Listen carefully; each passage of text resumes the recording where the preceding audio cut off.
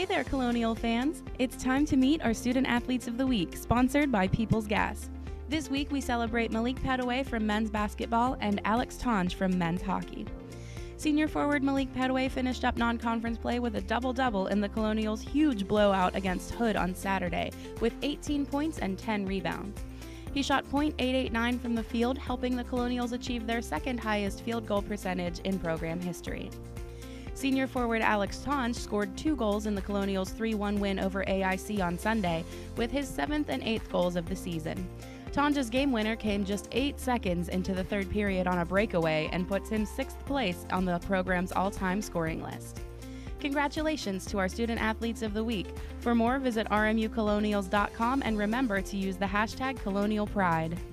Number 10 on our top 15 moments list is a true team triumph as the Colonials overwhelmed a pair of ranked opponents in the 2015 Three Rivers Classic. Not only did a deep RMU team net 11 goals in the 2 games, 15 players scored at least a point, and the goalie tandem of Terry Schaefer and Dalton Isaac each presided over a victory. We just had a special team that year. It was a really deep team, and anytime you can get it 4 lines out there rolling without much of a drop from 1 to 4, it makes a big difference. After senior Schaefer stopped 52 shots against number 14 Penn State in the opening round, junior Isaac held the fort against number 6 UMass Lowell in the championship as RMU overcame a 3-1 deficit. With 5 points in the event, Pittsburgh's Zach Lynch joined Schaefer on the All-Tourney team, and RMU went on to win 24 games for the 2nd straight season.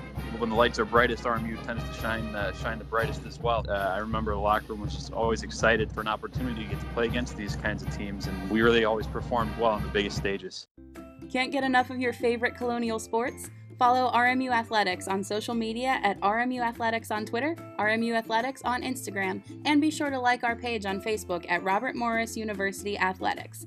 Go Colonials! In its 15th season, RMU men's hockey counts down the 15 greatest moments in program history. Another postseason push last March put the Colonials back in Rochester for the 5th straight season, with in-state rival Mercyhurst waiting in an Atlantic hockey semifinal. This one was a wild ride the whole way, as RMU carried a lead into the 3rd period on a pair of Brady Ferguson goals. Then Mercyhurst netted 3 of the next 4 to put the Colonials on the edge of elimination. Yeah, it was kind of a crazy game, all around. A bunch of weird plays, weird goals, tying it up late, and then just moving on to the finals. But that was a fun one for sure. But RMU kept its season alive with late game magic. Ferguson completed the hat trick with an extra attacker goal in the final minute of the 3rd, and Mike Loria scored in overtime, sending the Colonials to their 4th AHA final in 5 years. The hardest thing about that game is just not to get too high or too down, because there were so many different opportunities where the momentum shifted. So I think we did a good job trying to stay even keel the entire game, and then we got it done in overtime, so it was a pretty special moment.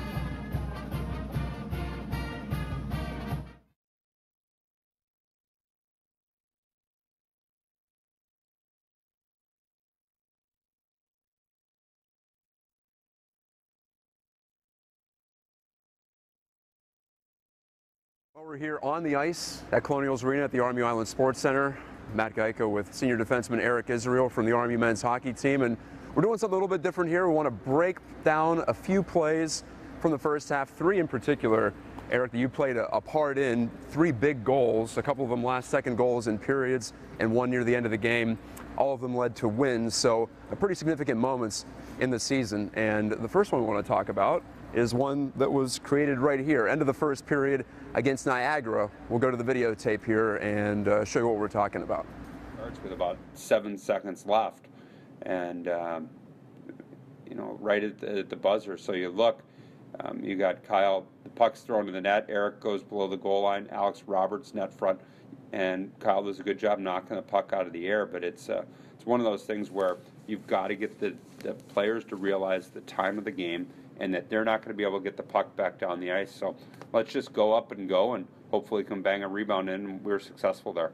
I knew at that time it had to be under 3 to 4 seconds, and so it kind of bounced off the end boards. It got on my back end, and sauced it in front for Kyle Horseman right in front, who I sauced it in the air and he batted it right out of the air. So kind of a low percentage play there, but really it's high percentage when it's that late in the period to send everybody to the front of the net. 5 guys right around the cage. I'm sure it was a difficult time for Niagara picking guys up, and obviously they couldn't pick up everybody in front. Like I just knew that there was only a couple seconds left in the period and just had to get the puck in front, and we were fortunate enough Horsey with his big body just was right there to bat it out of the air and get us to tie the game up at 1-1, and you know, we ended up going into the third with the momentum and, you know, taking the lead in the third. Yeah, that was a big goal. It helped get you to the locker room on even terms, and from there you pretty much took over and ended up winning that first game of the series against Niagara. Horseman's finish was a lot prettier than that. I know that much. That's something that you can't quite factor in, but everything that led up to that was fundamentally sound, even though it looked like maybe to the novice that you're taking a risk by being a defenseman behind the net, but not the case. Yeah, with coach, you know, our coach is Scully's always yelling like D go when he sees the clock at 8 seconds, and you know, ever since I was little, that's how I was taught is, you know, you get free range with 8 seconds left, and you know, as a defenseman you don't get that much, you don't get that often, so you know, with those 8 seconds you take full advantage of it and you play to the whistle, you play to the buzzer, and you know, we were fortunate enough to cash in on 2 of those last second type goals. Cool. Well, we're going to go to the other end of the rink to recreate another one of those last second goals, quite literally last second, against Mercyhurst just a couple of weeks later. The net with that shot, and Eric's already there, knowing that if you even extend it probably a little bit earlier, that probably about 5 seconds we're exchanging and going down deep. And we got people around the net, and Eric's there. We missed the net. Everybody's yelling from the bench at that point. I know exactly they're yelling at shoot it for Giles. We get a bounce, and he knocks a puck out of midair from below the goal line and makes a great play. So I was kind of right here. Lynch was in right around the hash marks right there. Lynch was in a one-on-one battle. He ended up winning that battle. Dished it off to Tons, and I saw there was only 8 seconds left. And so by the time the battle was finished, he got the puck over to Tons. I ended up right around here and kind of just, Tons passed it to me, I kind of just spun it. Didn't have much time, just got it on the net, which ended up being blocked. But went out to Giles probably right on top of the circles here. And yeah, he's about right here, correct? You know, and I see Giles step into one thing, and he's going to get his first college goal. Yeah. But he made the read, and according to him, he made the read and got it off the glass. And oh, is that right? Okay, I didn't hear that explanation. Yeah, that's what he says in the locker room. And so he shot it off the glass, and I kind of just, went to the front of the net where, all good things come in the offensive zone when you stand on the front of the net, and the puck hit off the glass and kind of just went to my backhand, like right around here, and I kind of just chopped at it, and it ended up like right around stick level where I'm holding it, and I just kind of batted it in. Playing baseball growing up finally paid off. So. Yeah, that is not your typical goal. Is that maybe the most unlikely goal you've ever scored? It was wild to watch, I know, live, and then especially after the fact on replay. Yeah, probably the most, I don't know. Yeah, I've never had one that I hit out of the air. I had some crazy fluke goals that have gone in, but that's definitely probably the most skilled, lucky kind of goal I've had. Yeah. Let's try to, here, I'll shoot from over here, and then I'll show you. I'll be gentle. I'll do something I'm good at, which is miss the net.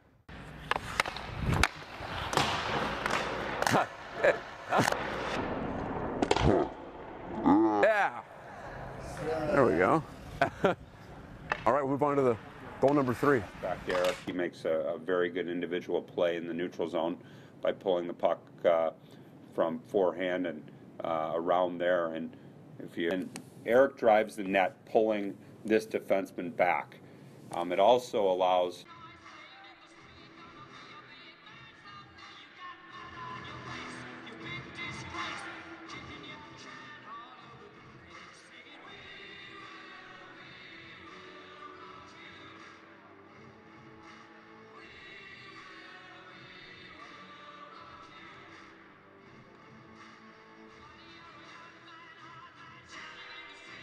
And we welcome you to PPG Paints Arena here in Pittsburgh, Pennsylvania.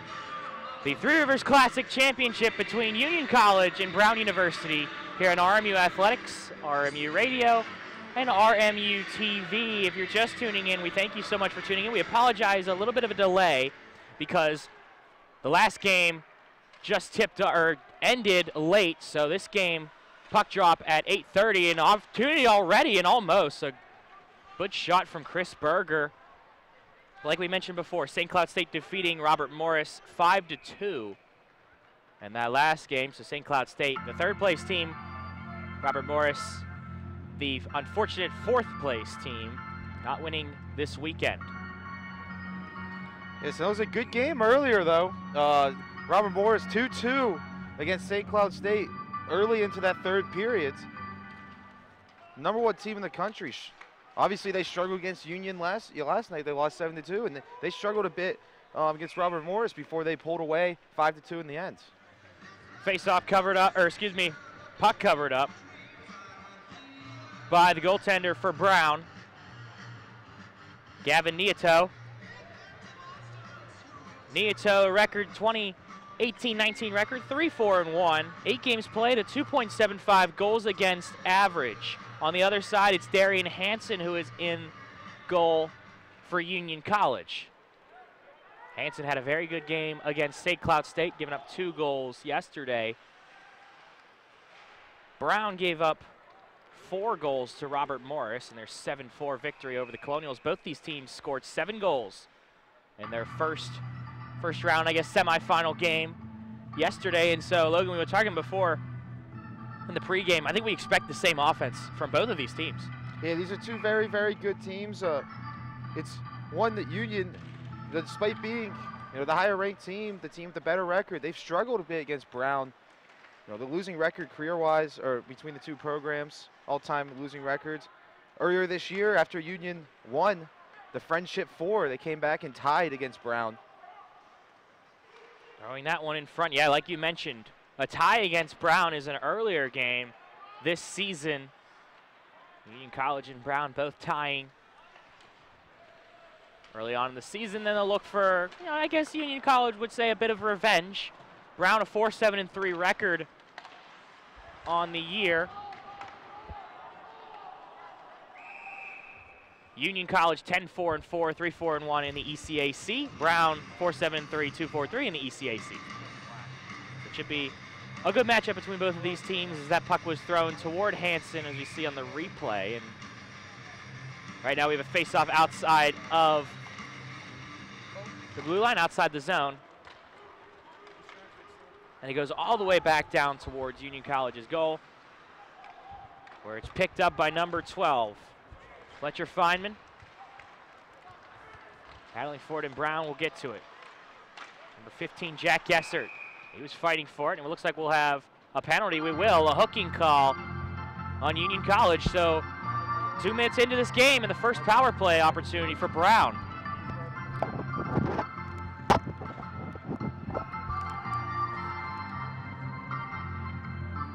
So just like that, it's number 20 for Union College, who goes into the box, Greg Campbell.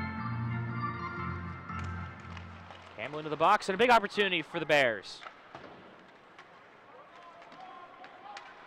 Penalty number 20, Greg Campbell. 2 minutes for hooking. 2 minutes for hooking is the call against Campbell. Brown with it behind their own net, and they'll try and move forward. Dropping it back off, though, into the side. Left side here is Becker. Becker was trying to move forward, but not able to. Or Berger, excuse me. Over to Gottlieb. Over to the captain. They cycle it over to the left side, throwing it across, but Brown's stick was a little late on it. Gottlieb. Shot taken in a goal. Converting on the power play. It's the captain, Tommy Martian, and it's 1-0 Brown. And Brown already with that 1-0 lead. I said earlier, Union, they have struggled against Brown. It's the one team that they struggle, Thinking back to, using a local analysis, kind of like the Pitt, North Carolina, in which even when Pitt can be the better team, they still fail to beat them. That's similar with Union and Brown. And now Brown has a 1-0 lead. A 1-0 lead for Brown. We already have a Pitt reference in here. No surprise from Logan Carney. Best part is 90% of the people watching this game are not even in the Pitt or North Carolina area. So they'll really love that joke. Cycled all the way back around for Union College in their zone, trying to fight to keep it out. Shot taken. That one just kind of thrown at the goaltender, Hansen, and Hansen will collect it. And he'll keep it himself, and a face-off will be to the right side of him with 17 minutes, 11 seconds remaining. Yeah, and Jake Kupski, who was, going into the season, looked like the starter for Union, but Hansen, as we saw yesterday, has really come on late. Been absolutely phenomenal this year, and they're going to roll with the hot guy in net again. And they have every reason to. He had several saves yesterday, including an incredible one that was on his back, kind of falling over, just putting his glove out and snatching it away, robbing a Husky of a potential goal. One for the highlight reel for him. Brown still with it. Shu throwing it in front. That one bouncing off one player, and Hansen will cover it up. It's very interesting about Union. They like to go with smaller defensemen, just one defenseman larger than 6 feet, 3 of them under 6 feet. You go back to their national title run in 2014 when they had a lot of smaller, faster defensemen. They like their defensemen to get up with their offense. This will be a very interesting thing to watch today. Puck sent around. Union College will take over on the face-off. Parker Fu throwing it forward. Where's drop back off for number 20, Craig Campbell. Campbell, that one high into the net. It went off a stick and out of play. Out of play. I got to remember that as well, by the way. I had some interesting comments yesterday. Somebody mentioning that I said out of bounds. You got also a correction on Union's colors. Not maroon. Yeah. We'll talk about that a little later. There's a story on that as told by Logan Carney. Puck going into the bench, and we'll have another face-off. Yeah, you hinted at it. Union, very interesting story. I was told before the game by a Union donor. They got their colors. They beat Harvard in a boat race. And their color is garnet. They were able to choose garnet. Harvard's, unfortunately for Harvard, I guess, got stuck with crimson. Of course, the mascot for Harvard, the crimson. So they really rolled with that. And they'll continue. Union College, of course, being the Dutchman. That one going off the boards, and it did hit the netting, so play will stop. It was very interesting, the netting, obviously here being an NHL arena, a lot different from the netting yesterday, in which it was around pretty much the whole rink. Yeah, we didn't really see the puck hit the net yesterday. Like we mentioned earlier, the games were played in Cranberry, the UPMC Lemieux Sports Complex. Due to scheduling conflicts here, of course, one of the big reasons was the Penguins were playing here last night. They played Winnipeg. Won that game, their 8th in a row on the year, so they're getting hot as we begin 2019. That one tipped off one stick and bounces over the net and back into the corner. Brown will try and bring it out. They will not be able to. Keeping it in only momentarily, though, is number 8 for Union College. That's Anthony Rinaldi.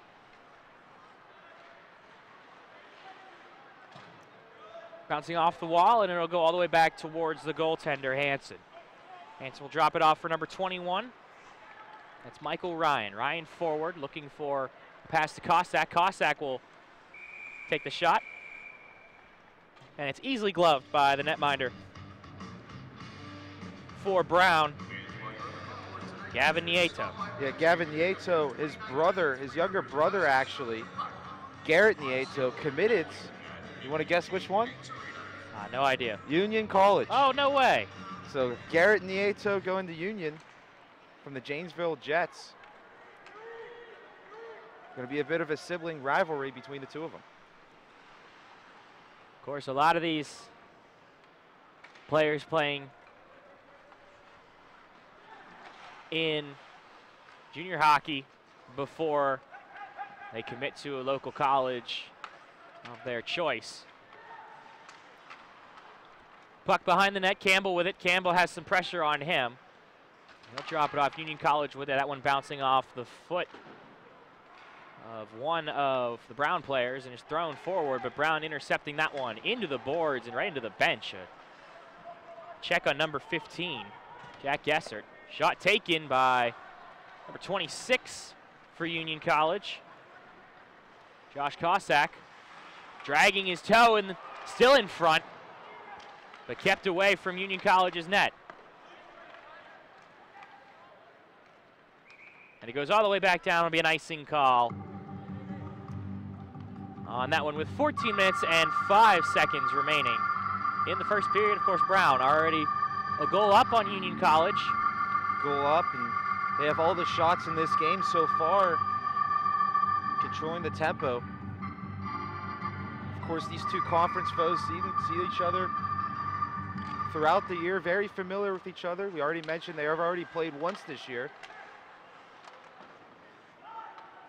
They played once this year. It was a tie. Brown, one of their 3 ties on the season. And for Union College, it was one of their 4 ties so far in the 2018-19 campaign. Bouncing forward, Brown will take it. Number 15, that's Jack Gessert. A shot taken, I believe got blocked away in front. So it'll go back to Dawson. Dawson taking a shot and collecting that one. And holding on to it is Darian Hansen. Play will stop at 13:33 remaining in the first period.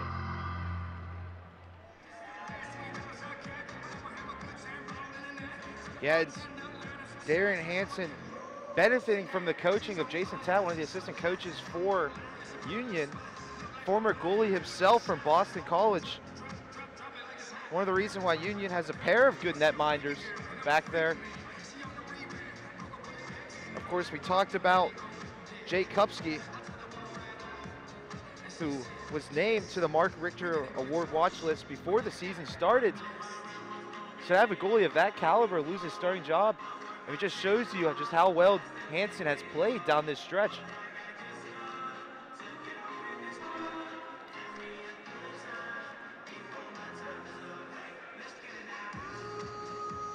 So media timeout, and right now, like we mentioned, both these teams playing at the PPG Paints Arena. Robert Morris took on St. Cloud State earlier. The Huskies were the victors in that one. And a decent crowd here at PPG Paints, but that's in reference to the atmosphere and the type of games that we have in the Pittsburgh area.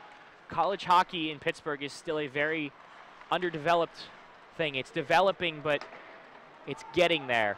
Robert Morris is currently the only Division I program in the Pittsburgh area.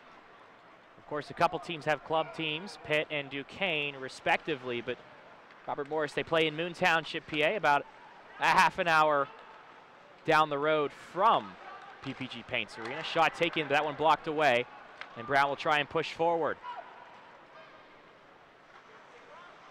Trey Todd with it. Trey Todd around the boards. Dropping back off, Gottlieb with it. Gottlieb. Send it over to number 13. Shot taken, that one goes wide.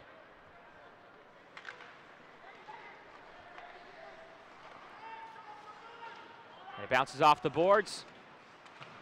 Fighting for it is Ryan, but taking it is number 2, Taylor Brierly. Brierly goes all the way forward.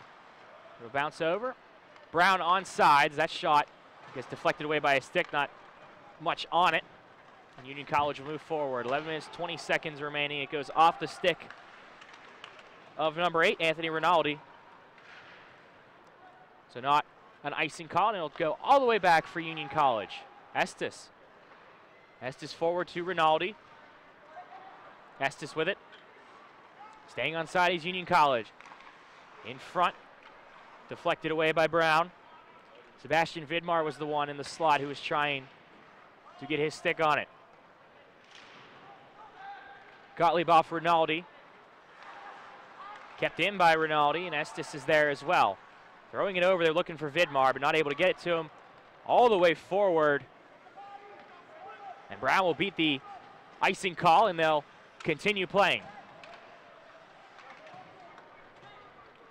Weberg was fighting for it, but instead it's taken by the other number 20 for Union College this time, Craig Campbell. Estes crossing the red line, crossing the blue line. Kosick with it. He takes what looked like a shot, but it might have been deflected away. 3 players are fighting for it. It goes all the way around behind the net. Where number 2, Brady Shue, battling for it, taken away by Union College, trying to wrap around. Where's the puck? It's still behind the net. Goes back to the point. Feynman. Shot taken, that one in front. A big rebound, and then covered up by Nieto.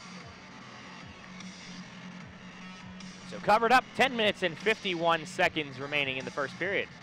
Yeah, to just go back a little bit to yesterday, some of the great performances that we saw. Max Goodelead from Brown, the defender, 4 points in yesterday's game. Of course, we weren't on that call. We were on the earlier game, but a goal and 3 assists. With some of the key players to watch out. The captain for Brown came up big yesterday. He's playing in his 100th game today of his career. This goes all the way back to Feynman. Feynman will keep it in for Union College. Adams going cross ice, nobody there for it. Brown will take over, they bounce it off the boards and forward, where it's picked up by Kolias. But it goes all the way back down. No icing on that one. Forward for Brown, bouncing off of one stick and going around the net, throwing it in front, and they get it in! It bounced off somebody. It might have bounced off the back of Hansen, but regardless, it's a goal for Brown, and it's 2-0.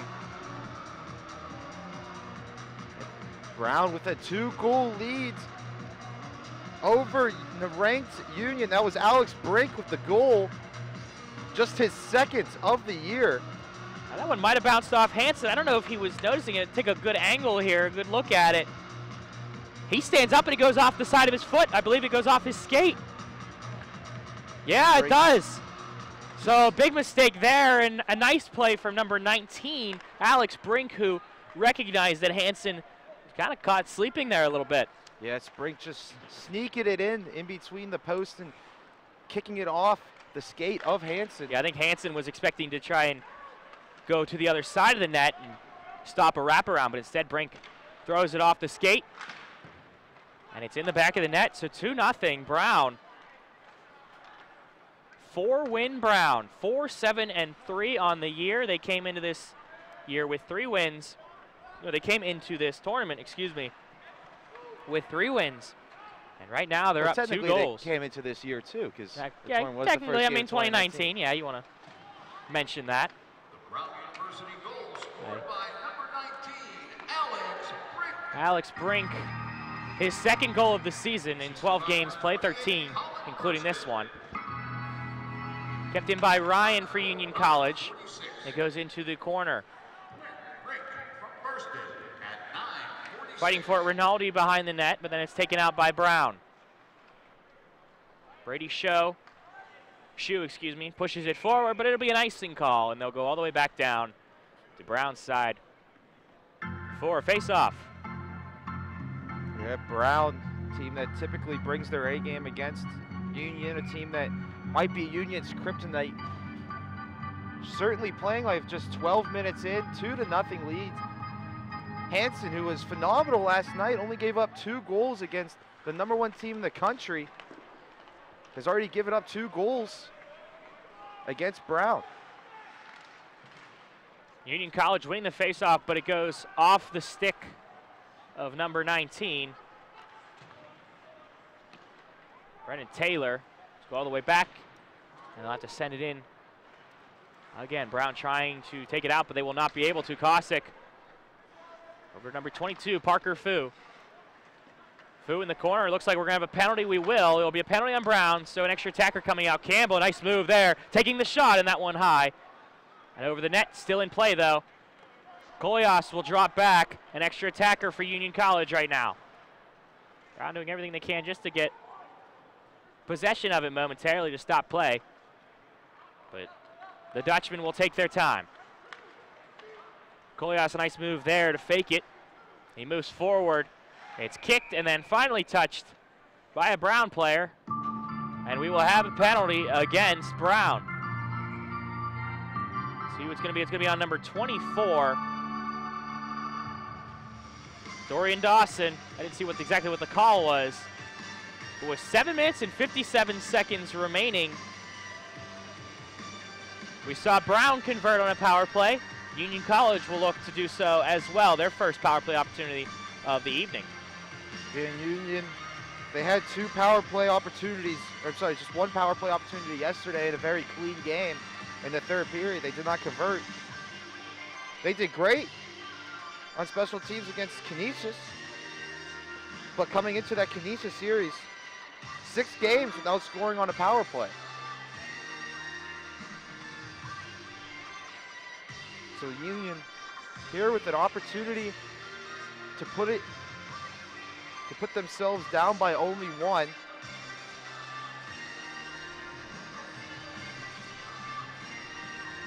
Of course, in the box, number 24, Dorian Dawson. Dawson out of Collingwood, Ontario. 14 games played. Hasn't had a goal yet, but he's got an assist. And of course, if you do the math, that's 1 point on the year so far. So face off to the right side of number 1, Gavin Nieto. They're going to throw Sapinski out of the face-off circle. And Vidmar will take it. Vidmar wins it for Union College, and they'll have an extra attacker for potentially 2 minutes, barring them be able to score or a penalty on them.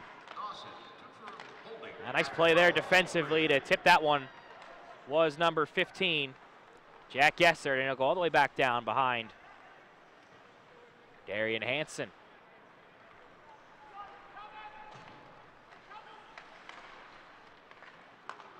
Sapinski with it. Sapinski crosses the blue line. Morton, shot taken, that one blocked away. Estes was the one who took it, and he gets his own rebound back. Back to Morton. Morton dropping it off. They go back to Estes. Estes looking to his left at the point. Good defense, though, and an opportunity. One-on-one. Oh, a nice move. Cutting to his left and taking the shot and scoring. What a goal, Alex Brink. The backhander gets by Hansen. It's 3-0 Brown. What a goal by Brink. Right over the shoulder of Hansen. And it looks like we're going to see a goalie switch for Union. Yes, coming in for Union. It's going to be Jake Kupski, excuse me. Yeah, Jake Kupski. I thought Kupski number 1, so number 1 against number 1 for the netminders, but 3 goals given up in the first period for Darian Hansen. Hansen played 10 games this year. Kupski with 8. Both of them are playing today, but not for the reason that Dutchman fans are hoping for. And I talked a little bit about the struggles on the power play that Union has had recently. Of course, against Canisius, they did play well. Power play goal in both games and a shorthanded goal as well, but 6 scoreless games in a row from the power play going into that Canisius series. And in this tournament, 45 seconds left in this one, but 0 for 1 so far in the power play. And a shorthanded goal there by Brown, a great shorthanded goal by Brown. So a shorthanded goal for Brown, and it was Alex Brink. That shot wide for Union College. Over to Rinaldi. Rinaldi with it, still taking the shot. It goes wide as well. Still 4 players on the ice for Brown. Union College still on the power play, but with only 10 seconds remaining. That one in front and caught easily by Nieto. Rinaldi took the initial shot.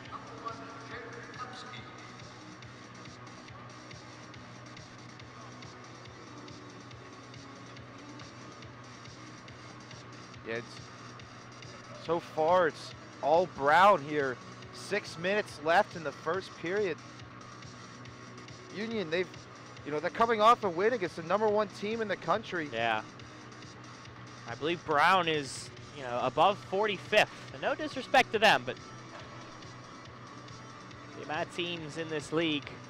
If we can go back, you know, if they struggled coming off big wins before, Northeastern Union swept them back in October. Next weekend got swept by RPI.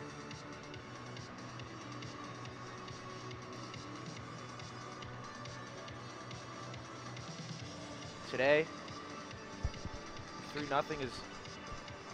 It looks like we're having some equipment issues. I think Nieto is getting something fixed on there. Yeah, 3-0 Brown right now, just 10 seconds left in the power play. 10 seconds left. Union College does win the face-off. Back to Campbell. Campbell fakes. Throwing it in front, bouncing around, but not enough for Union College, and it's collected by Nieto. And the Bears have killed off the penalty. Send another. And not only have they killed off the penalty, they even scored shorthanded. Listen, the power play issues continue for Union. 0 for 2 in this tournament now. Of course, the best way to not have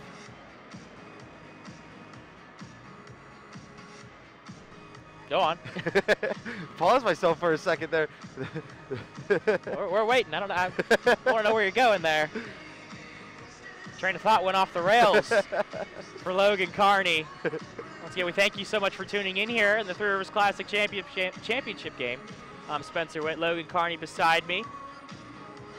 This tournament, of course, hosted by not only the Pittsburgh Penguins, but Robert Morris. And Robert Morris, the unfortunate foes of St. Cloud State. So they placed 4th. St. Cloud State finished 3rd after losing to Union College yesterday, 7-2. And right now, both of these teams are looking for the championship. Declare themselves the outright winners of the Three Rivers Classic. The 8th year of Three Rivers Classic, correct? 7th, excuse me. 7th annual Three Rivers Classic. First year, the day one was not played at PPG Paints Arena. Yep. Played at the Lemieux Sports Complex where the Penguins hold their practice facility. For Brown right now, facilities don't matter. They continue to score, continue to put up a lot of goals. Another penalty will go against Brown. Union College will have an extra attacker faking the shot and sending it over to number 5, Voskolias. Sapinski goes across to Kolias. Kolias at the point. Sapinski with a shot. That one goes wide. Over to Vidmar. Vidmar, that one back out of the reach of Campbell, and they'll have to backtrack. They still have the extra attacker, though, as Brown has not been able to touch the puck, and it seems like deja vu right now. It's been taking Brown a while just to get possession. They finally will. And with 5 minutes and 4 seconds, Union College will be back on the power play. And if you're a Dutchman fan, you hope it's not deja vu. Brown scoring last time on shorthanded. Number 11 will go to the box, though, for Brown. It's the captain, Max Gottlieb. Excuse me. They've had a great game. I said earlier, had a great game yesterday, so he'll be in the box for 2 minutes. Union hoping to get one here. Face-off taken by Union. Hooking is the call on Max Gottlieb, 2 minutes for him, and he'll sit in the box and think about it for a minute or two. That one caught by Gavin Nieto, and it will be stopped with 4 minutes and 49 seconds remaining in the first period. It's been an eventful one between both of these teams. Yes, again, two teams that are very, very familiar with each other. Brown leading the all-time series between the two, 23-2013. The series dates back to 1989. Another opportunity, a shorthanded breakaway for Brown. Going to his left and not being able to make the shot. Good defense from number 8, Anthony Rinaldi, to have to backtrack. And a lot of Union College fans were holding their breath right there.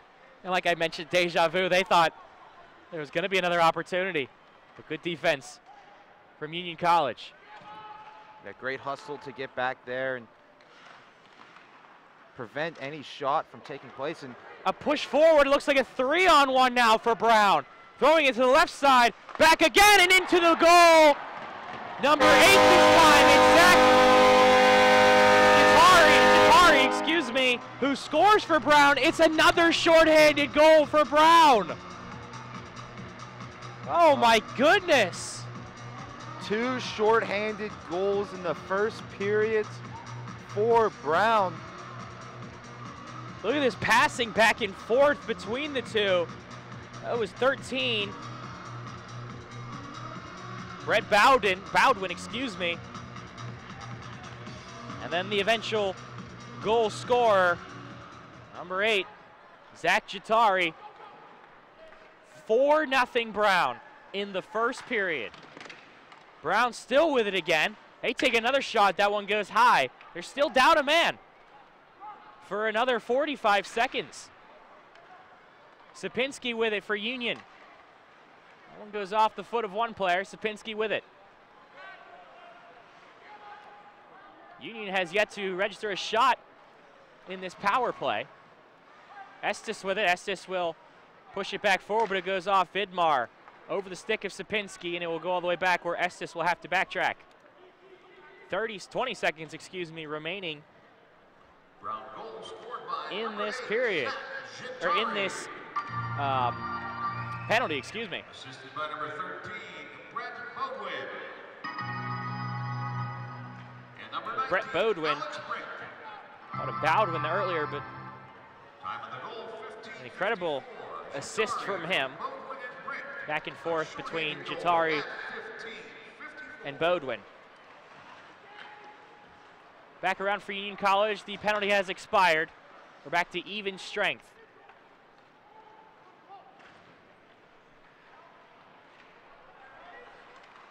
Thrown in front, but it's caught by Nieto. 2 minutes and 41 seconds remaining in the first period. And 2 shorthanded goals by Brown. There's a way to make a statement early. That is the way to do it. They lead 4-0 right now, 2:41 left in the first period.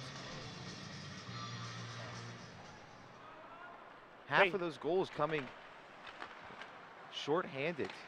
Phenomenal play by Brown here. Face-off won by Brown momentarily. Shot taken, that one saved. Rebound for Union College, still in front. Another blocker save, and it goes all the way away to the corner, where it'll be kept in by Feynman.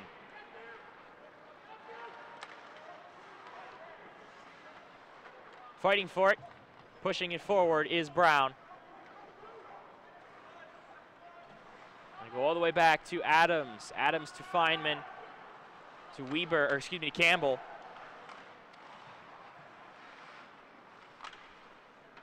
Pushed forward by Adams. Player lost a stick in front. Thrown in front and a goal. A goal for Union College. They get one back. And it was number 15, Jack Adams, who scores for the Dutchman, chipping away at the lead. And Jack Adams really needed that goal there for Union to get his team back in the game.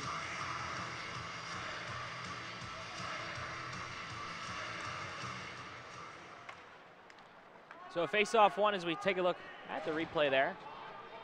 Nice goal from Union College, and that's kind of what they needed here, not to go down 4-0 in the first period. To at least get one back gives you some life early on in this game when you didn't think you needed to be revived. And by Jack Adams, a great story across NCAA hockey, by the way.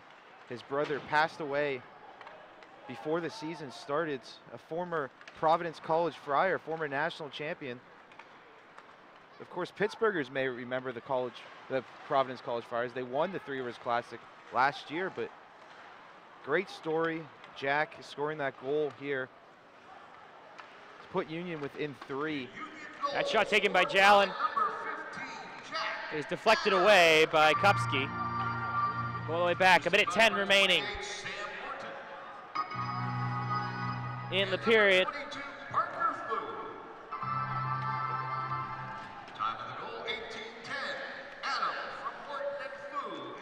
So Adams from Morton and Fu. Here's the goal. Morgan, and Fu getting the assist. Good pass there, cross-ice shot taken. That one goes behind the net and caught in it, but kept in. Kosick throwing that in front. Kosak, throwing it in front. But it is collected by the netminder, Gavin Nieto.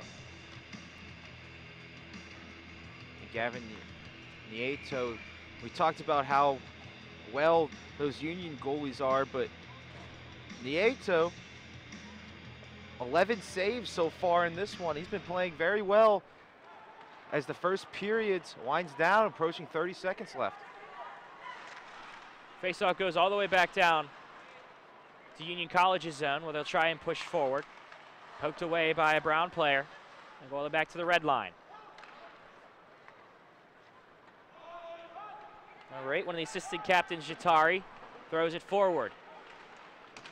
Thrown in front, nobody home for that one. Gottlieb not able to keep it in as it was poked away by Morgan.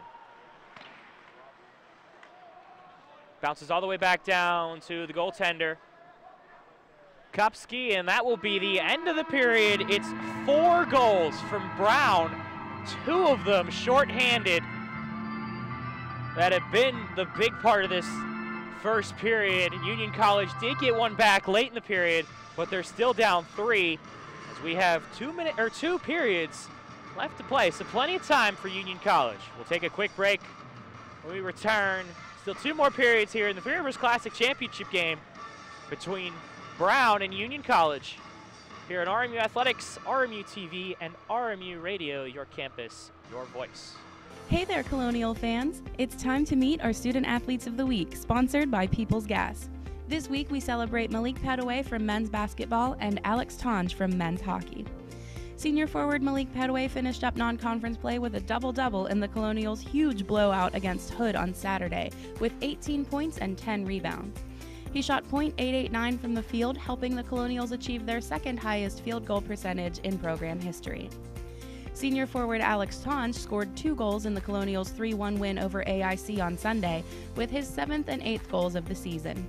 Tonge's game winner came just 8 seconds into the third period on a breakaway and puts him 6th place on the program's all-time scoring list. Congratulations to our Student Athletes of the Week. For more, visit rmucolonials.com and remember to use the hashtag Colonial Pride. Label me. You know you want to. Don't be shy. You do it behind my back. So say it to my face. Hey, you don't know me. You know what I am? I'm a pitcher. I'm a striker. I'm a point guard. I'm a linebacker. I'm a setter. Shortstop. High jumper. Wrestler. Defender. Goalie. Student. Student athletes. That's who we are. Number 10 on our top 15 moments list is a true team triumph as the Colonials overwhelmed a pair of ranked opponents in the 2015 Three Rivers Classic. Not only did a deep RMU team net 11 goals in the 2 games, 15 players scored at least a point, and the goalie tandem of Terry Schaefer and Dalton Isaac each presided over a victory. We just had a special team that year. It was a really deep team, and anytime you can get it 4 lines out there rolling without much of a drop from 1 to 4, it makes a big difference. After senior Schaefer stopped 52 shots against number 14 Penn State in the opening round, junior Isaac held the fort against number 6 UMass Lowell in the championship as RMU overcame a 3-1 deficit. With 5 points in the event, Pittsburgh's Zach Lynch joined Schaefer on the all-tourney team, and RMU went on to win 24 games for the 2nd straight season. When the lights are brightest, RMU tends to shine the brightest as well. I remember the locker room was just always excited for an opportunity to get to play against these kinds of teams, and we really always performed well on the biggest stages. In its 15th season, RMU men's hockey counts down the 15 greatest moments in program history.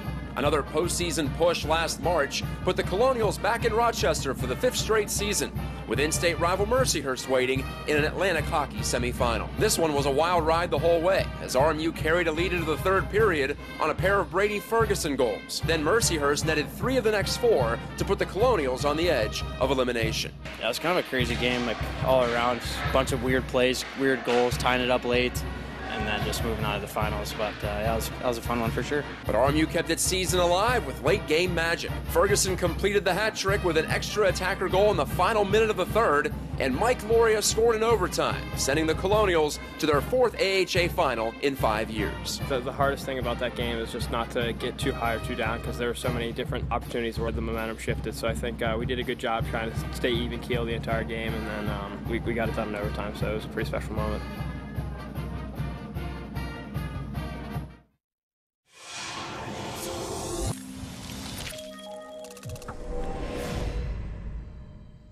Here at the Army Island Sports Center, ready for the Three Rivers Classic. I'm Matt Geika, talking to senior captain Brandon Watt. And Brandon, a short week coming off the trip to AIC where you guys split.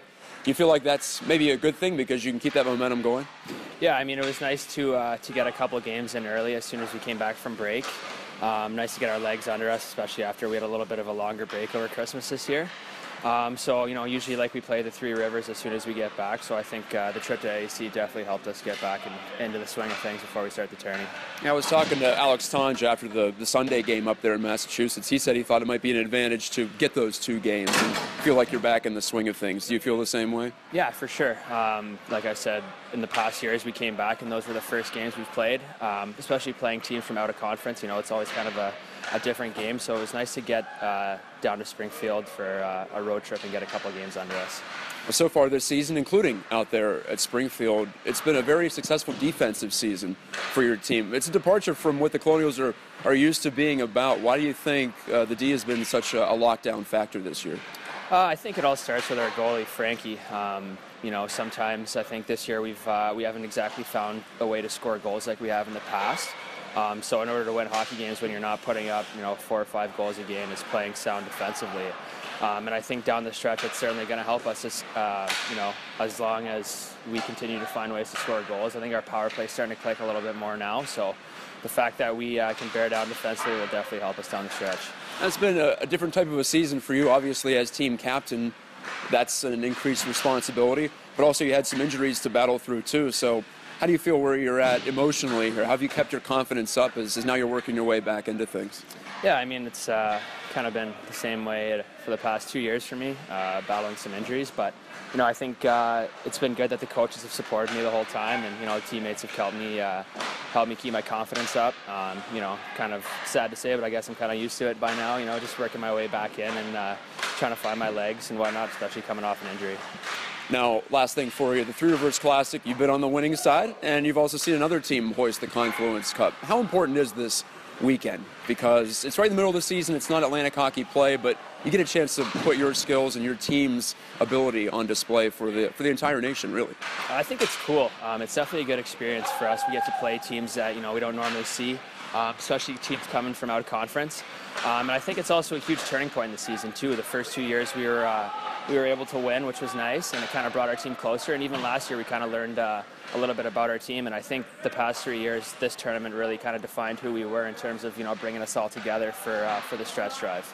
Let's come see the Colonials, Lemieux Sports Complex in Cranberry, 8 o'clock. They have the nightcap on Friday against Brown University, then St. Cloud State or Union the second day at PPG Paints Arena.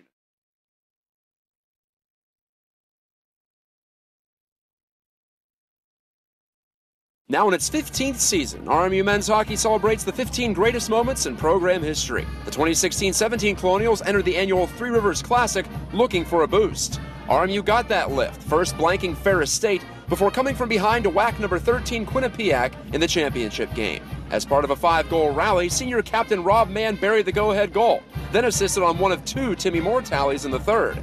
And the Colonials had won their 3rd Confluence Cup, all earned against ranked foes. For us just to play against some bigger name schools. It's a good chance to showcase yourself, and it's a good chance for the younger guys to see too that we're no slouch and can compete with anyone. For all the offense, tourney MVP honors went to freshman goalie Francis Murat, who allowed just 1 goal on 76 shots, and a sign of great things to come. From day one, that guy was, calm and collected and played confident. And, so, you're not really surprised when you see it, but obviously it's still impressive.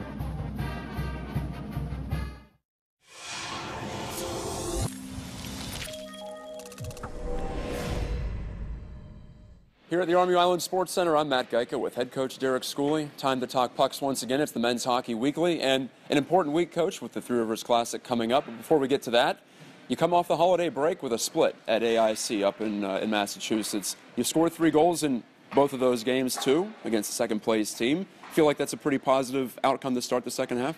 Well, I thought we were really good to open our first game. I thought we were really good, and as the game went on, I thought they took it to us a little bit. And in the third period, it was back to an even game again, and they got a bounce at the end, and we didn't get a penalty kill that we needed right down the stretch. And good hockey game, good first weekend out. We got a nice. I think we kind of stole the game with 17 shots on goal. Francis Murat was outstanding. I thought Luke Lynch and Alex Tonge were big-time leaders for us offensively, and big-time play by the 2 of them and Eric Israel to get us the game-winning goal. So, you're always happy to go on the road and get a split, and we got to be ready to go here, and we got to continue to get better.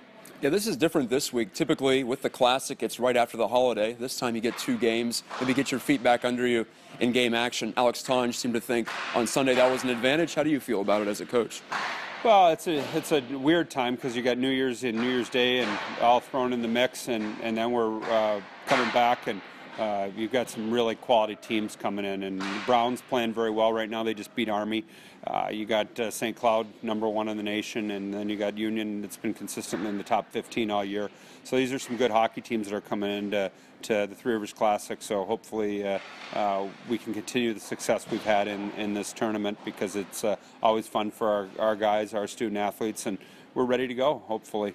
Yeah, what's the energy like on a week like this? It's a short week, but like you said, it's one thing that you look forward to every year, no doubt about it, with this tournament. Well, I think the energy is going to pick up as the week goes on. We've got the banquet, and the teams are going to start coming into town, and you're going to see Union practicing here at our rink and tomorrow, and then you got the banquet on Thursday. And so I think it's one of those things. I think as the week goes on, the energy is going to pick up, and we know this is always a big deal for our university and for us in the hockey community in the city of Pittsburgh. So I think the energy is going to get going, and we had a really good practice today, and we had get our legs adjusted after a day off on New Year's Day. So tomorrow will be also a good day, and as I said, we'll get the energy cranked up as the weekend goes on. You've won the Confluence Cup 3 out of 6 times. This tournament has been competed. You've joked after a couple of the wins that it might be tough to get some quality teams in here because they're afraid of getting upset, but you did it again. You do have, like you mentioned, with Union and St. Cloud State, 2 ranked opponents, and Brown coming off a nice win. How much of a point of pride is that for you as a program to keep bringing these strong fields into Pittsburgh? Well, you want to keep having these good exposing college hockey to people and the fans, and get top-ranked teams coming in. And you never know where they're going to be ranked when you get them, but you always want to try to get teams that have great histories and have done very well. St. Cloud was #1 in the nation last year going into the NCAA tournament, so you knew that they were going to have a strong team. Union's always been strong. They won the national championship. Brown's got the history and the pedigree of an Ivy League school, so you knew when we scheduled these that there'd be a chance for them to be good hockey teams, and here we are getting a top 15 team and a #1 team in the nation. Army will open up against Brown in the Classic up at the UPMC Lemieux Sports Complex in Cranberry. That'll be the nightcap on Friday, as it'll be St. Cloud State and Union at 5 o'clock. Colonials and Brown for the first time ever in the 2 teams' respective histories at 8, and then we'll see how things shake out for the consolation and the championship games at PPG Paints Arena on Saturday. For Coach Schooley, I'm Matt Geica. We'll talk to you next time.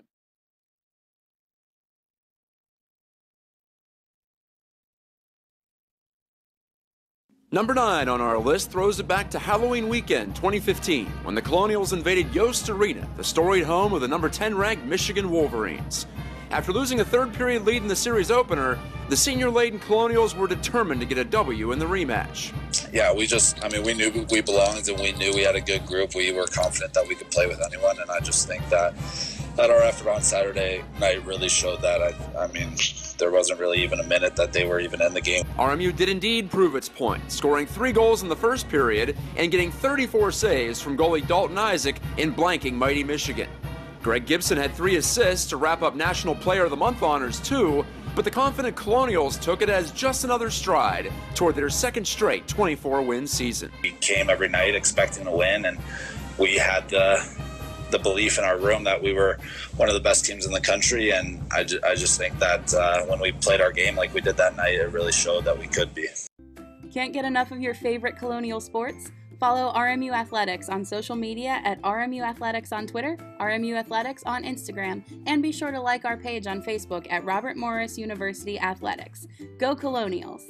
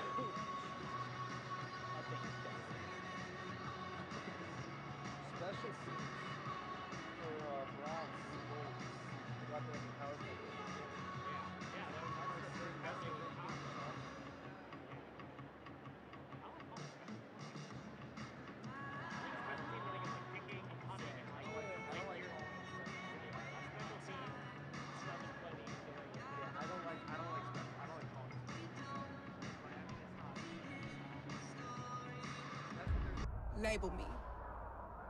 You know you want to. Don't be shy. You do it behind my back. So say it to my face. You don't know me. You know what I am? I'm a pitcher. I'm a striker. I'm a point guard. I'm a linebacker. I'm a setter. Shortstop. High jumper. Wrestler. Defender. Goalie. Student. Student athletes. That's who we are.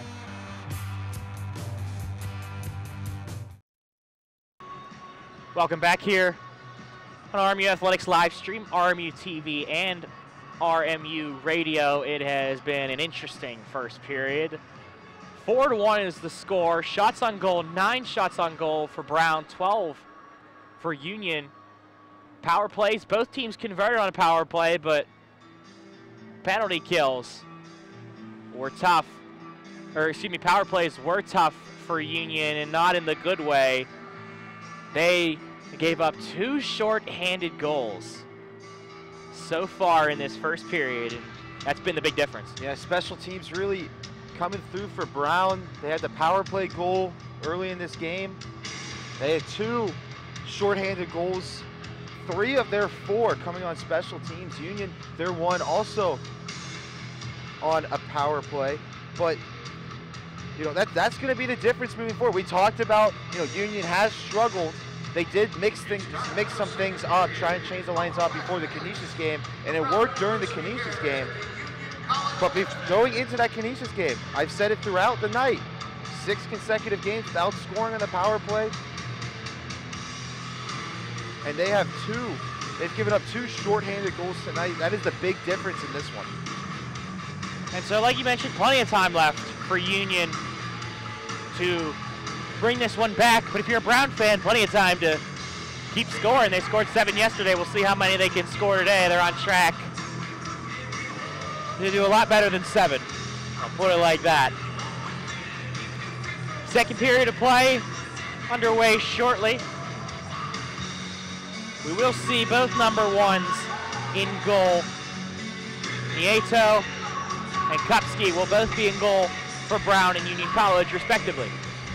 Yeah, Union, big difference in this one has been the accuracy, too, on their shots. Union, 24 shots to Brown's 12. 12 of Union's have been on goal, 9 of Brown's 12s have been on goal. The accuracy from Brown has been better than Union, and that is also a big difference in this game. Face-off goes all the way back to Union College's side, and we're underway here in the second period on RMU Athletics, RMU TV, and RMU Radio. We thank you for tuning in. I'm Spencer Witt. Alongside of me, my co-pilot Logan Carney. That one thrown across the ice, and a player for Union College gets a stick on it. They try to throw it back towards the net, but a Brown stick was on it first. Thrown in front again and kept in. Backhanded by Brierly. And it's finally pushed out, a broken stick on the ice. Goes all the way back down. Union College will push forward. Meyer over to Morgan. Morgan along with Parker Fu out there. That one's thrown all the way back down for Brown. They'll change their lines. Morton will take his time, Sam Morton, and he'll drop it off to Vas Kolias. Kolias now fighting for it, and it goes into the corner, and play has stopped. And what looks like we will have another penalty, and it will be another power play for Union College. 9 times out of 10, usually that's a good thing. However, today, they did score on one, but it's not been a good one. Yeah. Union College, I mean, you can forgive some of the players if they're saying, uh-oh, that they got another power play after 2 shorthanded goals. Of course, they did score on one earlier, like you said. And what a great way to fix the issue by literally fixing the issue and getting a goal and pulling within 2. Colin Burston gets 2 minutes for holding for Brown. This puck kept in by Estes. We'll go all the way around the boards where Brown will send it forward. It goes off Sapinski. And a player getting to that first, that's Alex Brink. Brink going back behind the net. He's got 2 goals today so far. Beautiful pass and wide open. Not able to take the shot, though, was number 13 for Brown. And so play will continue. They almost had a third if Brett Bowdwin was able to pull the trigger. But he was not able to, and the Dutchman escaped. Brown still very aggressive despite leading by 3 goals. Trying to put Union away here in the second period. And you have to respect that. You know, they're not just going to sit back and play defense. They're going to keep going at them. They want 5, 6. They want to tie what they had yesterday against Robert Morris with 7 goals. Union College right now, they just need to chip away at this lead, if anything, but the offense has had some struggles to start. Only about 3 minutes have gone by so far. Fighting for a shot, taken in just like that. A beautiful rebound goes to Rinaldi, and they score. By Kingston a little bit, but in a good way for Union College. That one bounces perfectly to Rinaldi, who puts it in the back of the net easily, and it's 4-2. 4-2 with 4 of the 6 goals in the game coming off of a power play for Union. And of course, Brown having a power play goal themselves. Special teams really being the key in this game. 5 of those 6 goals coming through special teams. 2 power play goals now for Union. So Union College gets themselves a goal on the power play. It was Anthony Rinaldi who scored for the Dutchmen, and they have brought it back within 2 goals now, 4-2, with plenty of time to play.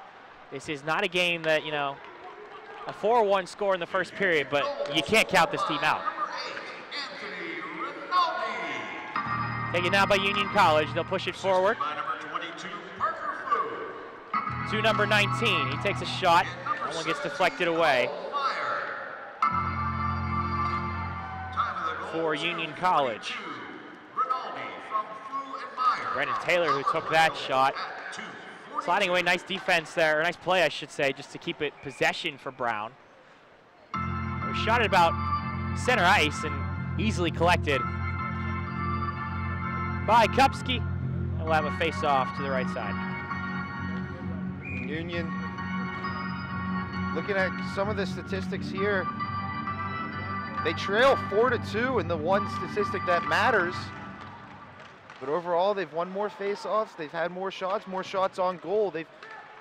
Both teams playing well. Brown just been a lot more accuracy. And of course, Brown's penalty kill unit, even though they've given up 2 goals, 2 shorthanded goals, I mean, that's something we're going to keep bringing up throughout the game, because right now those 2 shorthanded goals is the difference. Gottlieb throwing that one towards Kupski, and he's able to push it away. Push right back down, though, by Brown. That goes off Brierly. But the Dutchman will try and move forward. Brierly again. Stood up, though, defensively. It's Alec Mayer. Mayer kept it in. He's still fighting for it. Behind the Dutchman net. Brought out by Mayer. Mayer not able to hold on to it, though. Where Fletcher Feynman will push it forward. Brown still keeping it in, but it bounces away, and it will go to number 8, Zach Jatari. Jatari over to Dawson, and they move forward, but it goes out of play. A souvenir for a fan sitting down there. A decent crowd here tonight. At 8:30 start of this game due to the Robert Morris St. Cloud State game going a little overtime, not necessarily overtime, but over the expected time that they had. Where St. Cloud State won that game. Shot taken, that one deflects out of play. It looks like hitting the netting and going down. Another souvenir for a lucky fan down there.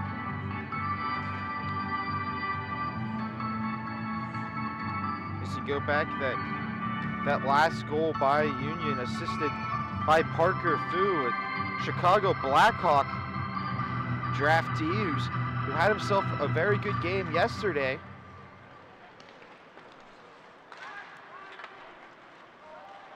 Goes all the way back down. Union College will get to it first. Thrown in front, nobody home for that one. Go all the way back to Kolias. Kolias to Campbell. Campbell to his own blue line to Kolias. Kolias crossing the red line and throwing it forward, but Brown is right there for it. They'll pitch it back in as well and trying to get around one of the defenders. Sliding in, throwing that one across was number 19, Alex Brink. Brink has been everywhere today for Brown. He has the puck again. Looking for his 3rd goal. Throwing that one in front. Not able to get to Gessert. Or Gessert, excuse me. Gessert gets that one deflected away. Union College will push forward. Meyer, that one off Jatari's skate. Kept in by the Dutchman, a big hit and a sandwich there on Vidmar. Go all the way back down for Union College. They'll push it forward, where Brown will have to retreat a little bit. They have some pressure on them as well, just trying to push it forward, but kept in. Parker Fu over to Adams.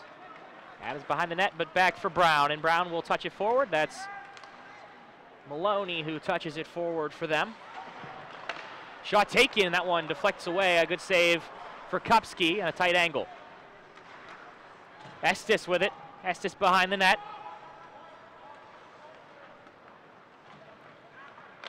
4-2 in this game. Shots are 14-10 in favor of the Dutchman. Tipped all the way back Santa Cross ice, and it will be out of the reach. Icing is the call, though. I guess they were able to get a piece of it. Go all the way back down, off of the referee. A tough bounce for Brown, but they're able to recover. Shue with it. Shue forward, and he'll give it to Berger. Chris Berger over number 20, Weberg.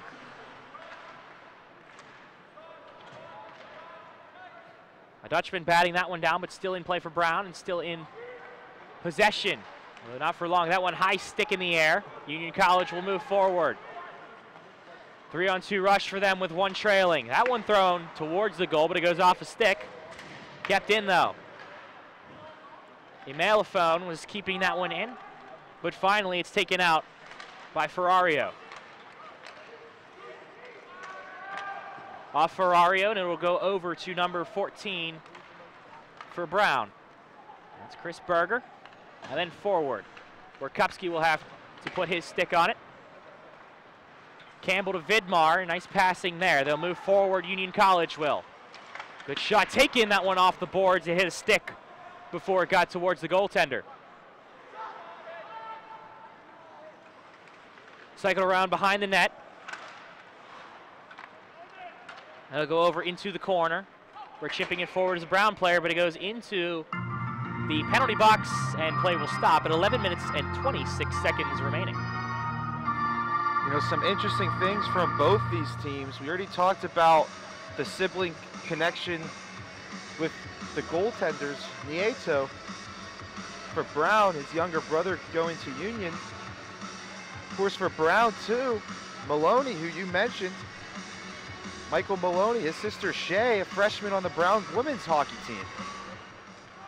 And of course, Fu, who assisted on that last Union goal, his brother Spencer. Good name. Plays for the Calgary Flames, former Union grad. Parker entered Union a little bit earlier to try and play with Spencer, but Spencer went and played for the NHL, so they unfortunately never got the opportunity to do so. And a penalty will be called on Brown again. I believe it's cross-checking. There's the call. Not exactly sure. We'll see in a minute. Max Gottlieb will go to the box, though. The captain back into the box. And so another power play opportunity for Union College. You know, the way that this game has gone, it's going to be either a power play goal or a shorthanded goal for Brown. It's tough to whether criticize or compliment what has been going on with Union so far. But of course, after those two shorthanded goals that Brown had, 2 Union power play goals have occurred. So again, special teams, we've said it throughout. It's almost like we're a broken record at this point, but special teams, the real difference in this game. 5 of the 6 goals on special teams. Union, 2 power play goals. Brown, 2 shorthanded goals. In addition to that, they also have a power play goal. So they will have a power play opportunity, Union College. Down 4-2, 11 minutes and 6 seconds remaining in the second period. It's been an eventful one when one of these teams are on the power play, and we'll see what Union College will be able to do here. A face-off to the left of Nieto, excuse me.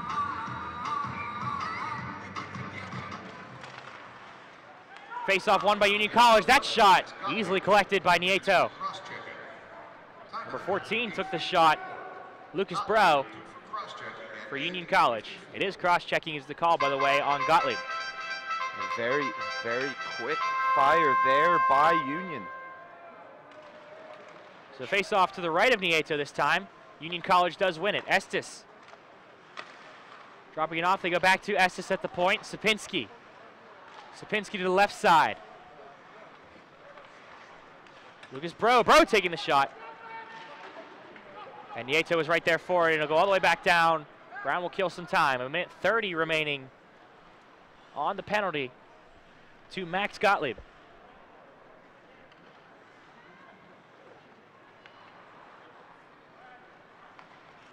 Union College pushing forward.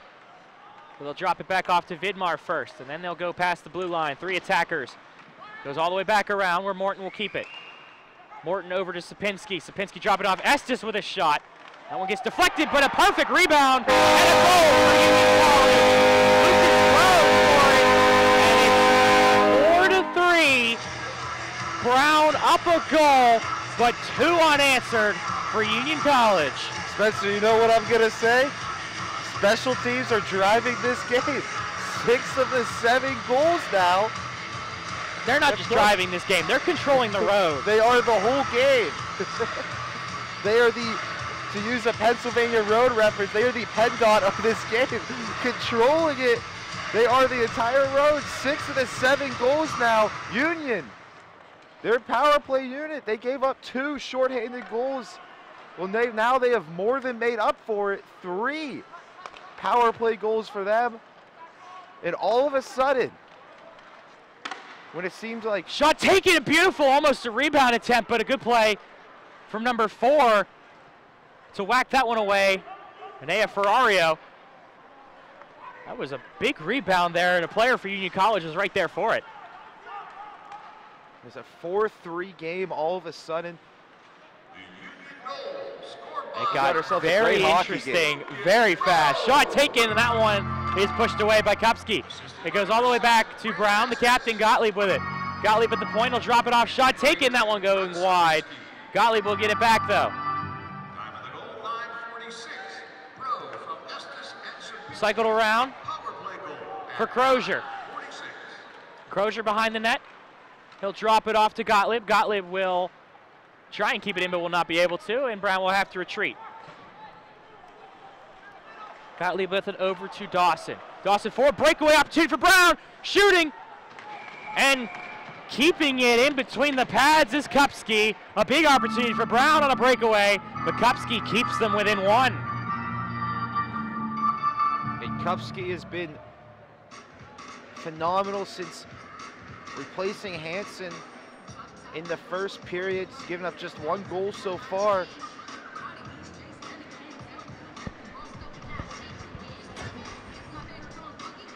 The 2 netminders for Union have come up big in this tournament. Of course, Hansen struggled in the first period today, but a strong performance yesterday against number 1 St. Cloud State. And today, Kupski has played very, very well since giving up that first goal. Chris Berger was the one who had the breakaway opportunity for Brown. He was not able to get his 2nd goal of the season. He's wishing he had that one back too. Kupski was able to keep it in between the pads and hold on to it. 8 minutes and 59 seconds remaining exactly in this 2nd period. Shots are 15-12 in favor of the Dutchman. But the goals are in favor of Brown right now, 4-3. But a face-off to the right of Kupski in Union College zone. Sent behind the net, where it will be kept in by Jatari. Jatari throwing it in front, patted away by Kupski. All the way back behind the net, 2 players going down. Brown player got to it first again. Jatari with a shot, blocked away by somebody in front, and Union College will push forward. But a player actually fanning on that one, that was Liam Morgan. They're still able to get it forward though and change their lines. Brown will move on a bit of a counter, 3-on-3. There's a player coming back. That one off the side of the cage, and it might have bounced forward too. Past the crease, shot taken, that one wide for Brown. It'll go all the way back, kept in momentarily. Union College pushing it forward. At center ice, where Brown will push it right back down. Chris Berger with it behind the net. Berger looking for some help, trying to throw it in front, but a Union College stick was there. Deflecting away, and then Parker Fu going forward. Fu with it, dropping it off to Morton. Morton trying to push it in front. He has a man there, backhanded. Fu again, and that one's saved away. Kept in by Union College, though. Throwing it towards the net, going off of 1 player. Keeping it in play, though, is Jack Adams. Adams gets pushed right into the referee, and 2 players going down. No call on that one, everything clean. Brown will move forward with the puck, and they'll continue forward, an opportunity. Throwing that one towards some help, but not able to get to him. Number 19, Alex Brink, who had thrown it to a teammate. Morton with it. Morton was trying to drop it off to Vidmar, but not able to. And then here comes Brown again, a 2-on-1.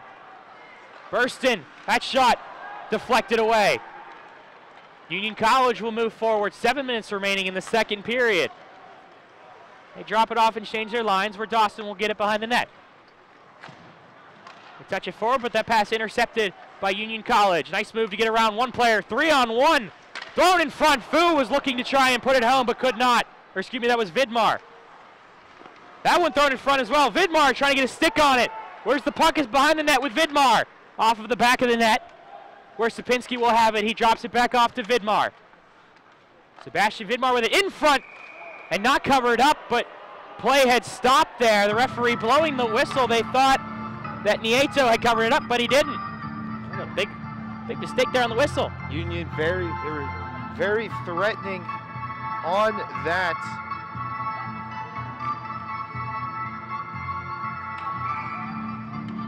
But Nieto, great play throughout that whole the whole time it was on their side of the ice. A lot of shots being shielded in front of the net. Not letting any of them go in. Nieto has been very, very strong in this game. Going forward, dropping it off Campbell. Big hit from a Brown player, but they'll continue with it. The Dutchman will push it forward, but it goes off of one player. Kept in, though, and now in neutral ice, where Kosick will push it forward. Kosak, excuse me. Josh Kosak, the sophomore out of Oakville, Ontario. One of the fourth liners for Union College. Taken now by number 24, Liam Morgan. Morgan taking a shot, and it's collected easily and caught by Nieto. A little bit of shoving after the whistle there from the captain of Brown. But to go back, we've talked about special teams. The score at the last goal, Lucas Bro, the 13th forward that has been brought in on the power play in this game. Their power play specialist.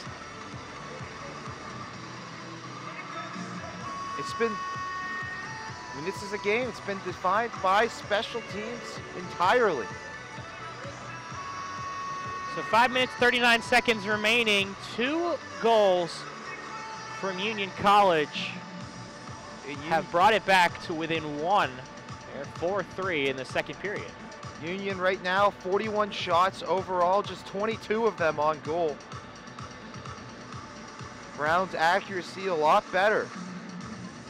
16 shots on goal, 27 overall, but both teams played very, very well.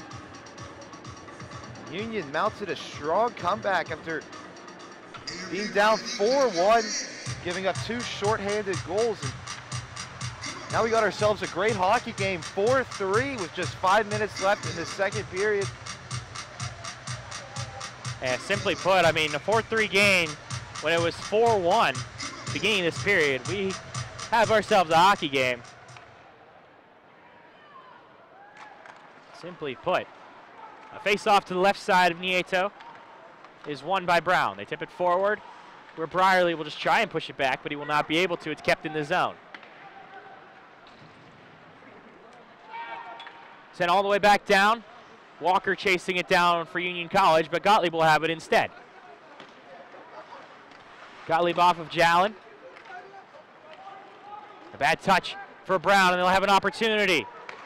2-on-2, perfectly put, but caught by Kupski, and it was a big opportunity. I believe Jalen was the one who got there trailing the play. Kupski not letting him score. Great save there by Kupski. Great glove save. Of course, Kupski didn't start this game, took over for Hansen after Hansen gave up 3 goals, 2 of them shorthanded. This is Union has to bring in another player to take the face-off. There's the face-off won by Brown there. Won by Brown and kept in momentarily, where Union College, they're trying to push it up, but they will not be able to. It goes back around where it goes to the near side here for the Bears. Berger behind the net. Going by the official. Kept in by Martian. Faking the shot, a nice move there. Taking the shot and collecting it is Kupski. There's a nice fake from the defender, Chitari, for Brown.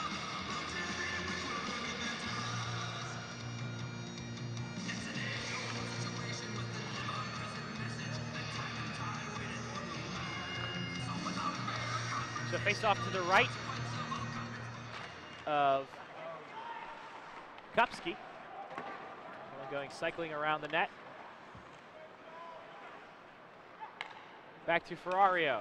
Ferrario, that one bouncing off and into the stands here, and I'm very disappointed that that didn't happen last game, because I was in that area. I would have been able to get a puck, but instead, there's nobody there to get it. Well, our producers, hey, Mattel, go walk down there. Go down, right down there. Yeah, go ahead. Go for it. There's nobody else here. Actually, no, you're gonna get out. You're gonna get beat by a little kid. Oh no, he's got you beat. He's got you beat. That play is stopped. 4 minutes and 19 seconds remaining.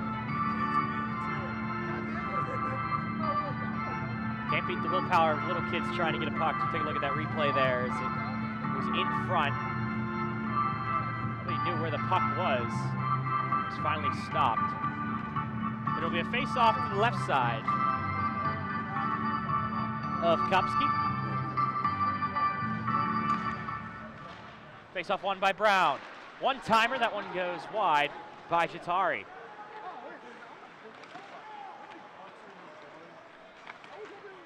Back to Jatari. Jatari over to Gesser.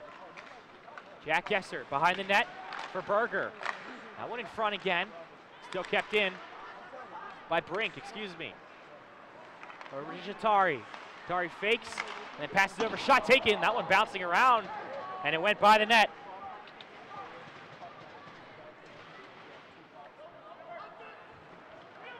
Goes behind the net where Brierly is fighting for it for Union College. He's got some pressure on him from Brown players, and it's finally flipped forward by the Dutchman. 3 minutes, 30 seconds remaining. A big opportunity. 2-on-1, a shot taken and then collected by Kupski. A miscue there. 2 Brown players got behind the defense, but Kupski was able to hold on to it. That was very dangerous for Union right there. 2-on-1. Great job by Kupski to make the save with 2 Brown Bears coming right at him. That one bounces back to Ferrario for Brown. He pushes it forward. Mayer will go all the way back down, where Kupski will have to slide it away from him. That one off 2 players and bouncing off one of the offensive players for Brown, actually, so it goes away. Morgan with it. Morgan's onside. He's got some help, but good defense from number 4 for Brown. That's Ferrario in front again, still fighting for it, but it goes wide.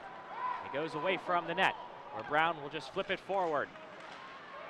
Listen, Ryan Walker on that hard shot right into Nieto. Kolias with it. Kolias crossing the blue line, throwing it in front. No help for him, though. That one going right off of Kolias.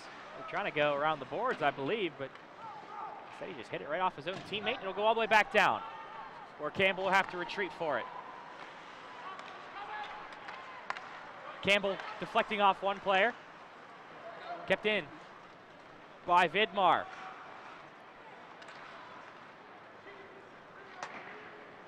Off the glass and back to Campbell. Campbell will try and push it forward, but he's not able to, and it'll go back to number 2, Brierly. Brierly bouncing that one off Campbell. Campbell to Rinaldi. Checked into the boards, and then it goes all the way back behind the net. Campbell with it. Campbell forward to Rinaldi, and Rinaldi going across the ice to Brierly. Brierly with some room to work with, and 2 players with the play. That one across, no help for that. Bouncing around, another rebound, I should say. It went to Rinaldi, and he tried to throw it towards the net. But it goes into the netting and out of play. You know, we talked about how both these teams by themselves scored 7 goals yesterday. 7 goals in this one, 4-3. A lot of offense. Face-off taken by Brown. Sliding to try and get to it was Adams, but Berger still continues to push it forward, but instead it will be an icing call with 1 minute and 19 seconds remaining.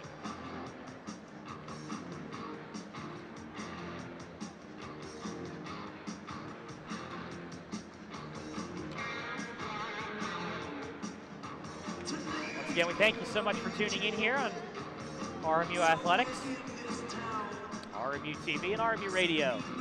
Campus Your Voice. Minute 19 remaining. Face off to the right side.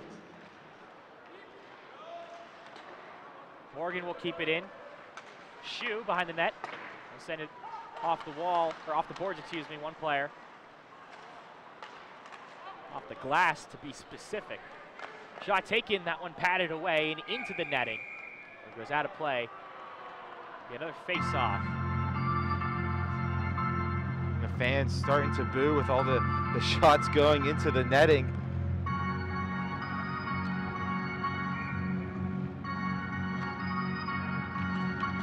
There's a couple of fans down there.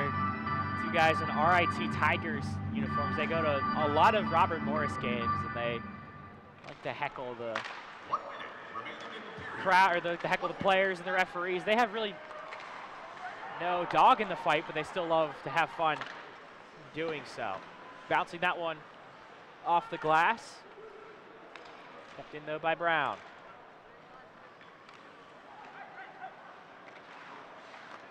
Pushed over. Behind the net, Brierly with it. Brierly over to Vidmar. Vidmar, he keeps it in, or excuse me, Brown keeping it in. And for one final push, shot taken and a goal!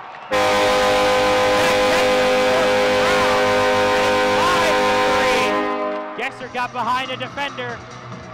Able to tip the puck to himself, I believe. He went over the shoulder of Kupski, and Brown with their 5th goal of the game. That's a big goal for Brown too, their 5th goal, maybe their most important goal to Union. Had all the momentum with 2 unanswered goals. Great shot there over the shoulder. Actually, looks like right to the side of Kupski, getting it past him. Kupski, who has been very well, has played very well since he entered the game for Hansen, but a great shot there to put Brown up 2 goals once again. So Brown up 5-3 with 20 seconds remaining in the period.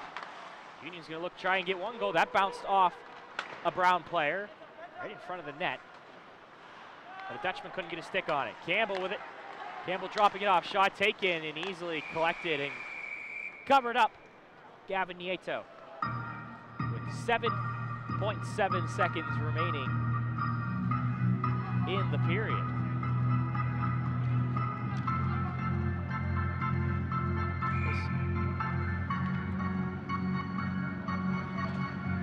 Final 7 seconds, a face-off to the left of Gavin Nieto.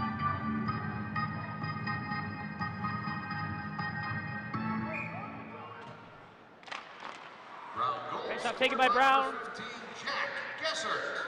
It'll be put in the corner, and that will be it for the 2nd period. So Union scoring 2 goals to make it a 1-goal lead for Brown, but they answer themselves and score late in the 2nd period. Up 2 goals now, 5-3. Do not go anywhere. Still a whole period of action here in the championship game of the Three Rivers Classic. Here on RMU Athletics, RMU TV, and RMU Radio. Hope you stay tuned for the 3rd period.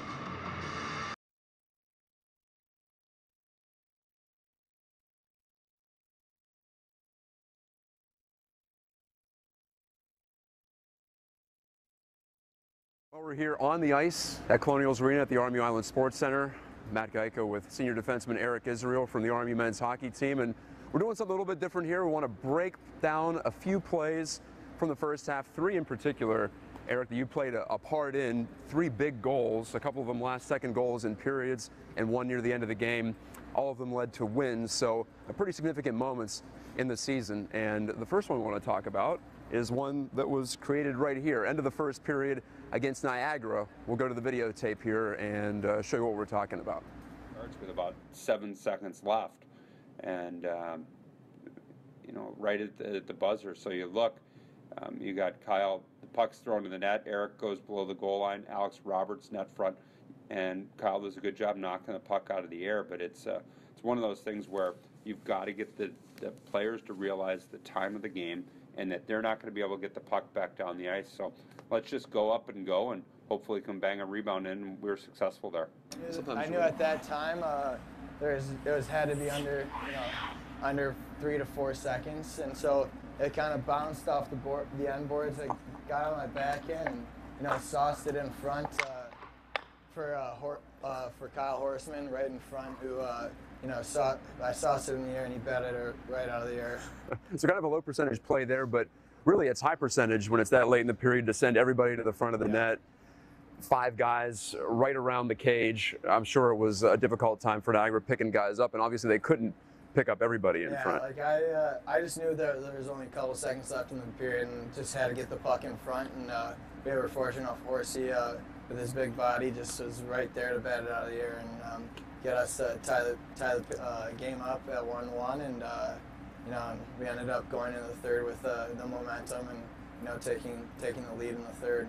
Yeah, that was a big goal. It helped get you to the locker room on even terms, and from there you pretty much took over and ended up winning that first game of the series against Niagara. Horseman's finish was a lot prettier than that. I know that much. That's something that you can't quite factor in, but everything that led up to that was fundamentally sound, even though it looked like maybe to the novice that you're taking a risk by being a defenseman behind the net, but not the case. Yeah, with coach, our coach is Scully's always yelling like D go when he sees the clock at 8 seconds, and ever since I was little, that's how I was taught is you get free range with 8 seconds left, and as a defenseman you don't get that much, you don't get that often, so with those 8 seconds you take full advantage of it and you play to the whistle, you play to the buzzer, and we were fortunate enough to cash in on 2 of those last second type goals. Cool. Well, we're going to go to the other end of the rink to recreate another one of those last second goals. Quite literally last second against Mercyhurst just a couple of weeks later. The net with that shot, and Eric's already there, knowing that if you even extend it probably a little bit earlier, that probably about 5 seconds we're exchanging and going down deep. And we got people around the net, and Eric's there. We missed the net. Everybody's yelling from the bench at that point. I know for exactly they're yelling at shoot it. For Giles, we get a bounce, and he knocks the puck out of midair from below the goal line and makes a great play. So I was kind of right here.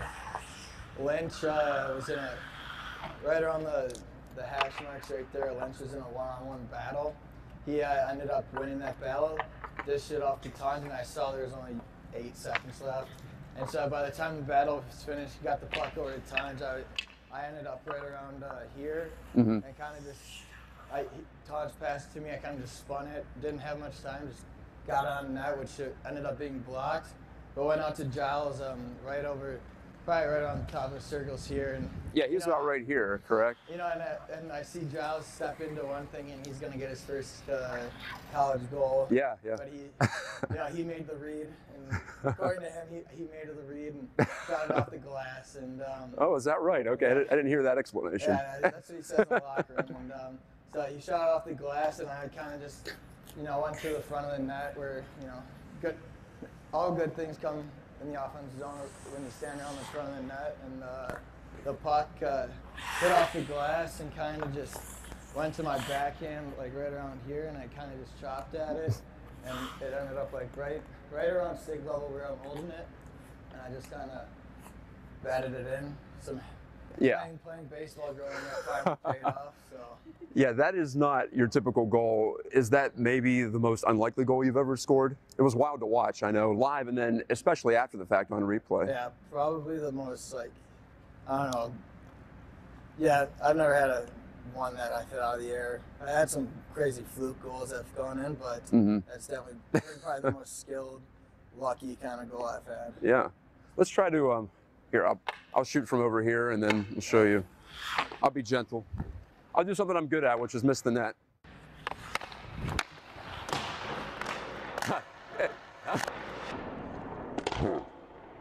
Yeah. There we go. All right, we'll move on to the goal number 3. Back to Eric. He makes a very good individual play in the neutral zone by pulling the puck from forehand and around there. And And Eric drives the net, pulling this defenseman back. It also allows this space behind to open up. They don't do a very good job of coverage away from the net because at this time, you look, it's a 3-on-5. I saw the forechecker come on my left hip, and I was kind of just trying to protect the puck where I was like this, and I just spun around him, and so I rushed the puck up. I knew I had Manny to my right, and so when I got over the blue line, I kicked it outside to him and kind of kept driving here. He made an unbelievable deke through a defenseman. Yeah, he gets around a guy here. Yeah. Tanj goes to the net. And Tanj, who started back at like right around the dot, our dot. He skated hard, and you watch the video. There's all 5 guys are puck watching Manny, who just made an unbelievable move on their defenseman. And Manny so I kept driving that here. Tanj just snuck in behind all 5 guys right back door, and Manny made a great pass with him. Tanj, does what he does best and scores goals. You were talking about driving the net there. I believe a man goes with you. Is that part of your reasoning there? Is if they don't pick me up, I'm there for a pass, and if they do, then at least I take a body with me. Yeah, exactly. You try to create open space for like late guys like that coming in. It's usually like the D that comes in late, but on that one it was Tanj, and so you kind of just drive the net to really kind of draw focus onto you and kind of let the late guys that are coming into the zone to give them a little bit extra room. And we were fortunate enough to have all 5 guys were sitting right at the puck, and that's a big no-no. And Tanj and Manny made a great pass to Tanj, and just coming right to the back post there, and he buried it, which helped us go into OT, and which was another nice goal. Yeah, a pretty important win in the course of the season. It looked like you guys go from down 1 for the longest time, really, for more than a period there, and then you come back and tie it up and win it in overtime. You have a great memory. Thanks for helping out. No problem. With this sort of thing. You're one of the higher scoring D-men in the league, higher scoring D-men in college hockey as well. So good to get some input from the expert. We appreciate that. Thank you. That's Eric Israel. I'm Matt Geico. We're going to have some more Colonials Read and React videos, hopefully as the second half continues on and we have some more plays like the ones we just went over here.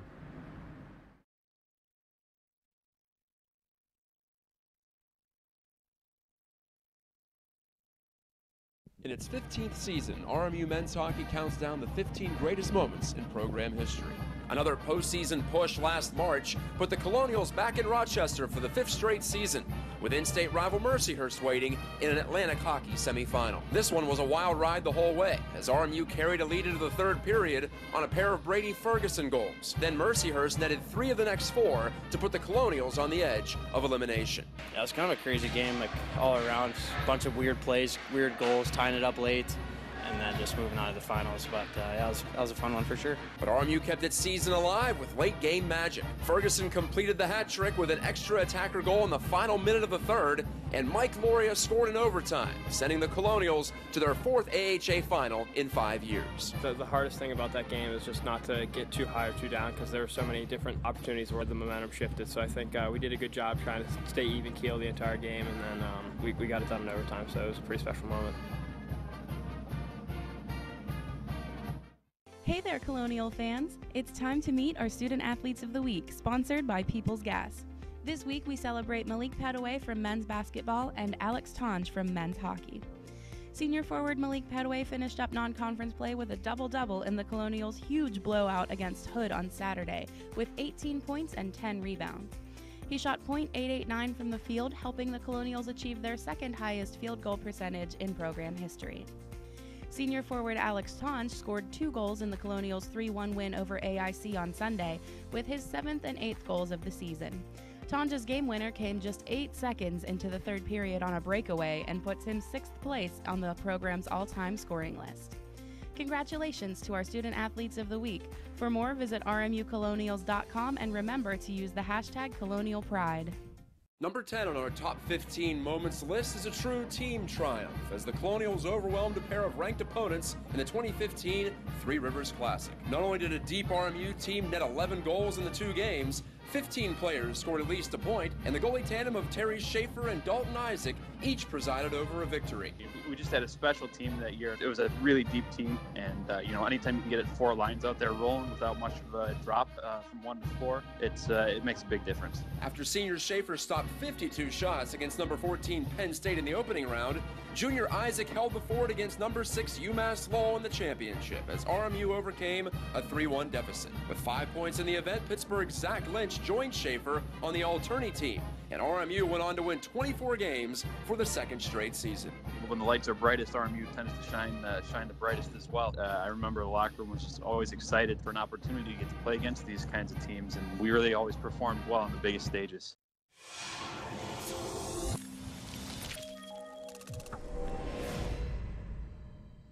Here at the Army Island Sports Center, ready for the Three Rivers Classic. I'm Matt Geika, talking to senior captain Brandon Watt. And Brandon, a short week coming off the trip to AIC where you guys split. Do you feel like that's maybe a good thing because you can keep that momentum going?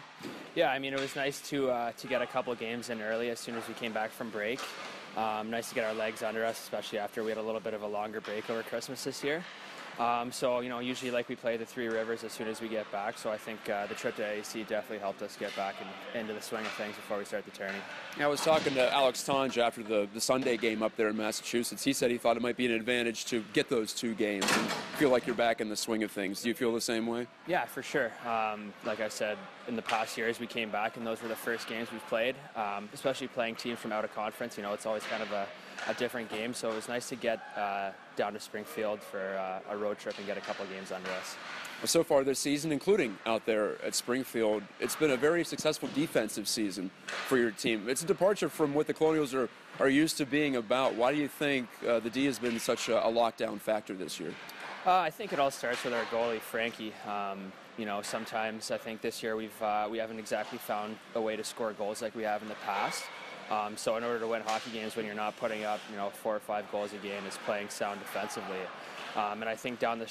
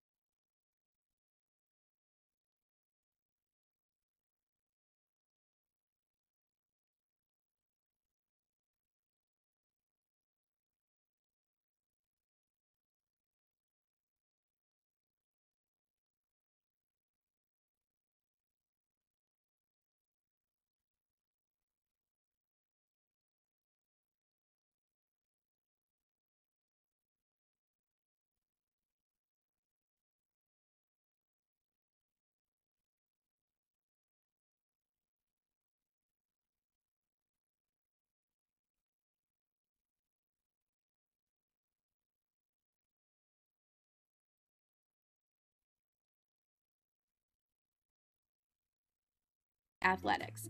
Go Colonials! Label me. You know you want to. Don't be shy. You do it behind my back. So say it to my face. You don't know me. You know what I am? I'm a pitcher. I'm a striker. I'm a point guard. I'm a linebacker. I'm a setter. Shortstop. High jumper. Wrestler. Defender. Goalie. Student. Student athletes. That's who we are. Welcome back here in the second intermission. Almost over. The third period getting ready between Brown and Union College here at RMU Athletics, RMU TV, and RMU Radio. It is 5-3 Brown. The Bears put up somewhat of a shock yesterday, defeating Robert Morris 7-4. They're on track to do just that as well. Another bit of a shock right now. They're 5-3 against Union College, but the Dutchmen have a whole third period of action to get themselves back into this game. Again, we thank you so much for tuning in. I'm Spencer Witt, Logan Carney beside me. Final game of the 2019 Three Rivers Classic, the championship game. The winner will win the Confluence Cup. I have some bragging rights. They were able to go out this weekend undefeated. We're back underway here at BPG Paints Arena, the home of the Pittsburgh Penguins. They were home there last night, and they'll play tomorrow night as well. Taken by Brown behind the net. For Brown going from right to left, Union College going from left to right. That one in front taken away, though, by Brown. They'll try and push forward. Martian with it. Martian's got a defender on him. It's Brierly. Martian takes a shot. It goes wide. Bounced off the boards. Touched forward. Walker touching that one towards the blue line. Gottlieb, a bad pass there. Nobody home for that. It's Union College keeping it in the corner. Only momentarily, though. Correction, longer than momentarily. It was taken away. That shot goes wide as well. They hit a stick. Heard the knock of, sounded like wood. I believe we will have a stoppage of play. And so a face-off to the right of Gavin Nieto. Gavin Nieto in for Brown. He has been in the entire game. Darian Hansen was in for Union in the first period, but he was pulled for Jake Kupski. That shot taken by Estes goes wide. Parker Fu with it. Fu dropping it off behind the net. But nobody in a white jersey there for him. Taken over by Union. Shot taken in front. It bounces away, though, and it goes behind the net. Behind the net for Brierly. Parker Fu is trying to wrap around and not able to get that one to the pads of the goaltender. Adams with it, though. Adams going cross ice. Nothing there. Some fans are not happy with the hit that we just saw. Touched by Estes in front. And then Adams is knocked over and pushed over, but still in possession for Brown in the Dutchman zone. Yeah, and the hit you mentioned, Spencer, real quick, on Parker Fu, he took off his helmet. He does not look happy on the bench, but a little bit slow to get up. But I think that was more of just shock from the hit, and nothing to worry about if you're a Union fan. That one thrown all the way across the ice, and like you mentioned, Fu with his helmet off, but not getting checked out or anything currently, so we'll see how that continues. Just to give himself a break. Deflected away by the netminder, Kupski. Go all the way back down. At center ice, kept in by Gottlieb. Forward, touched forward. Actually, correction, not touched. I thought player had gotten to it, Crozier, but he did not, so an icing call on that one. Just a quick stat update by some of the performers in this one. Of course, you mentioned earlier that Kupski didn't start this game. He has 13 saves in this contest. Brown, Nieto, 26. He's been performing very well, giving up those 3 goals. Of course, all 3 of them power play goals.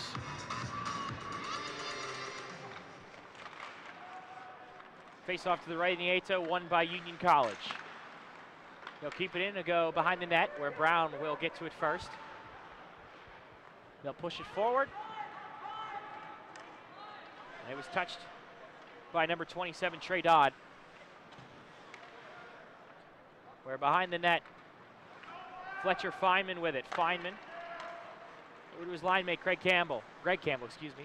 Meyer all the way around. Behind the net with it is Walker.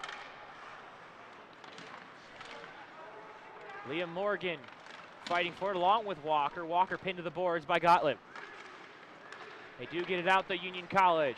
Feynman with a shot. Not able to get on anything on it.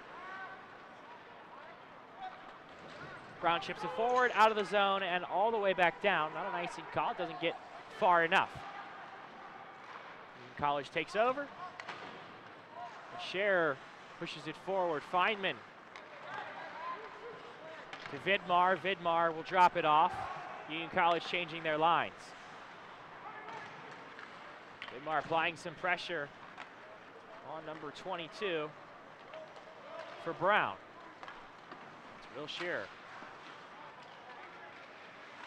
Behind the net, high into the air, and then brought back down where it's pushed forward to Scherer. Martian with it. Martian behind the net. He'll take it out himself in the corner, but it's flipped forward by Union College player. Sapinski fighting for it. Sapinski gets taken down. And a big hit there from Vidmar as well. Sapinski with it behind the net. He wraps around, throwing it in front. Nobody there for it, was poked away. Estes with it. Estes taking the shot, blocked, trying to keep it in. They will not be able to, and so it's an offsides. The puck did cross the blue line according to the linesman, with 14 minutes and 58 seconds remaining in the third period.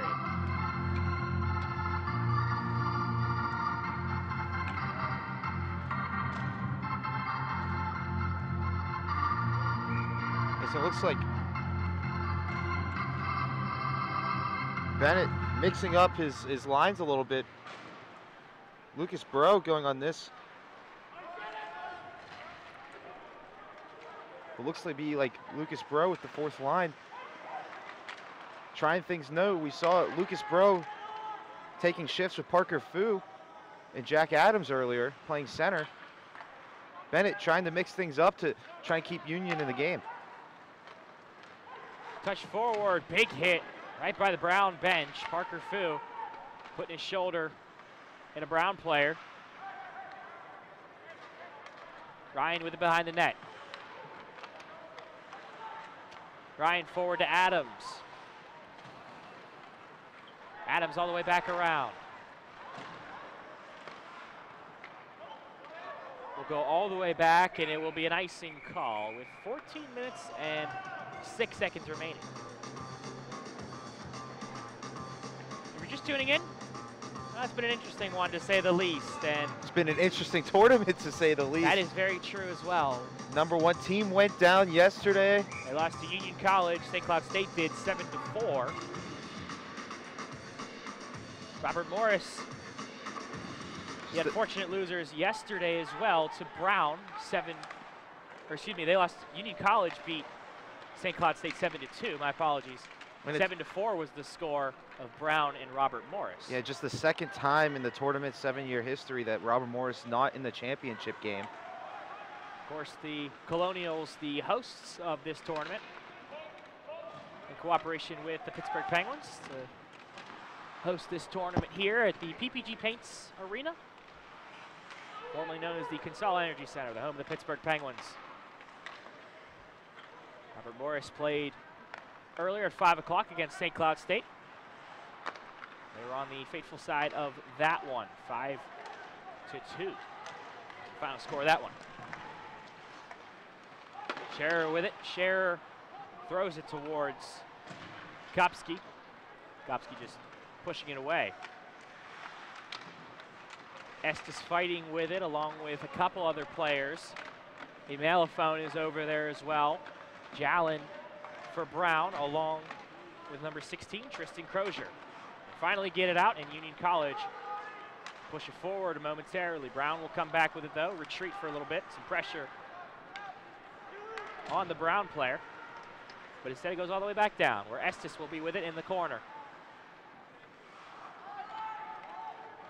Vidmar has it out behind the red line. Goes all the way back down, where it will go back to Jalen. Brierly behind him for Michael Ryan. Forward for number 8, Anthony Rinaldi. Rinaldi flying through, and he goes over the goal. That one wide of the net. 12 minutes remaining in the third period and potentially the remainder of this tournament. The Bears coming into this game, 4-7-3 record. Coming into this weekend, a 3-7-3 record. They beat Robert Morris yesterday, and they're looking to try and beat Union College again today. Fans, at the conclusion of tonight's And we game, see a stoppage of play. of the all-tournament team, the And it looks MVP like and the Confluence Cup to the tournament winner. referee will look things over. They're momentarily just going to give themselves some water. We have a little break. Once again, we thank you so much for tuning in here on RMU Athletics, RMU TV as well. And Spencer, you know, we talked about yesterday about how clean of a team Union is. They only had, you know, a couple of penalties called up. Just one so far in this game as we're in the third period.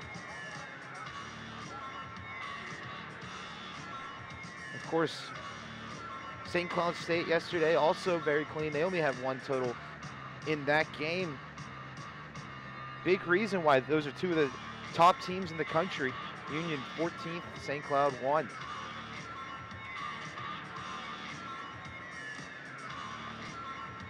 Brown up 5-3.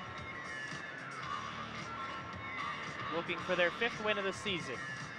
Union looking for their 11th. It would be with a victory 11-4-4 on the season. They're not able to put some goals on the scoreboard. Then they will go to 10-5 on the year. Face off at center ice. Union wins the face-off. At the red line on the near side, but it's brought back out by the Dutchman. Feynman forward to Adams. Adams will shuffle it on behind the net. It's cycled around, and then Brown will be able to take it out. Trying to move forward here, a little bit of a counter. Stopping, throwing it across the ice, looking for Shearer, but nobody home for that. In front, a bad pass, opportunity, and shot taken at the slot, but Jake Kupski making the save, keeping it a 2-goal game. Zakowski has been played very well since he entered for Hansen. See it again there.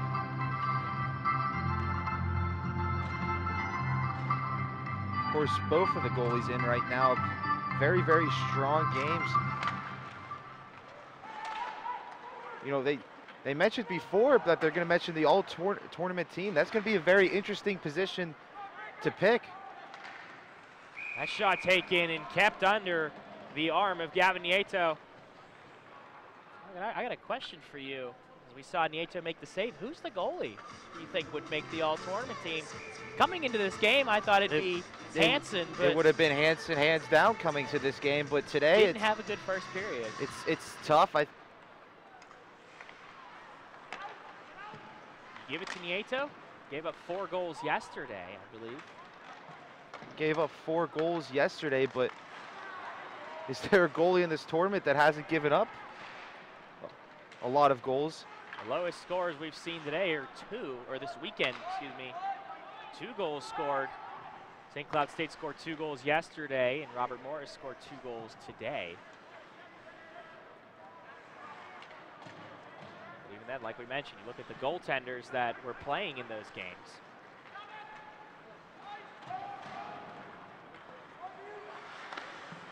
We saw Smith for St. Cloud State. He came in late in yesterday's game. And he played pretty decently today. We'll just have to see. But we'll have to see who wins this tournament. Union looking to try and mount a comeback. Going down, and he got knocked over, but taking a shot. It bounces off the wall and covered up by Nieto with 10 minutes remaining exactly in the third period. Oh, it's very interesting to. That is a very interesting question. I'm still thinking about it, about what goalie to go with for the all-tournament team. And Nieto today has more than earned that spot. Hansen yesterday more than earned that spot. I mean, do you give it to the guy that held the #1 team in the country to 2 goals, but also was replaced today, or do you give it to the guy who's been arguably the best player in the championship game? All I'm going to say is I'm glad I'm not the one picking that. Rinaldi dropping it off in Brown's zone. Brown will get to it, and it goes back by the hand of Estes. So tracking all the way back is number 26, Josh Kosak. A Malephone thrown in front. That went off a player in front. Might have been off the pads of the goaltender. Feynman looking for a redirect. Couldn't get it towards the goal. Goes all the way back down, where Feynman will collect it at his own blue line. Throw it forward after crossing the red line. Malephone. Malephone looking to drop it off.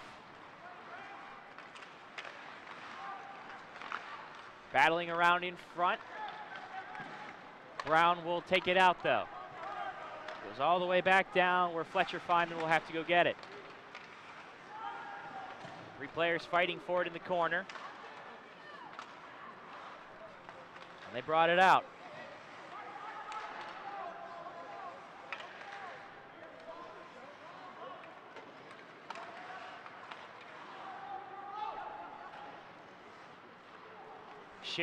Shu with it. Shu throws it behind the net, looking for a bounce. They didn't get one. Shu forward, then Crozier forward as well. Behind the net is number 7, Brandon Estes. Now with it, number 28, Sam Morton. Sam Morton throws it forward. For Union College changes their line.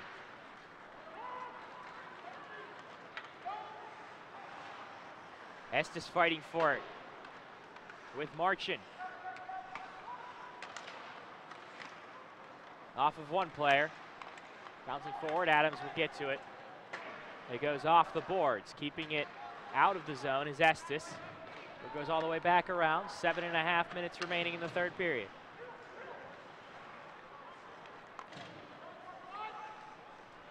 Back down to Taylor Brierly. Brierly dropping it off to his line mate, Michael Ryan.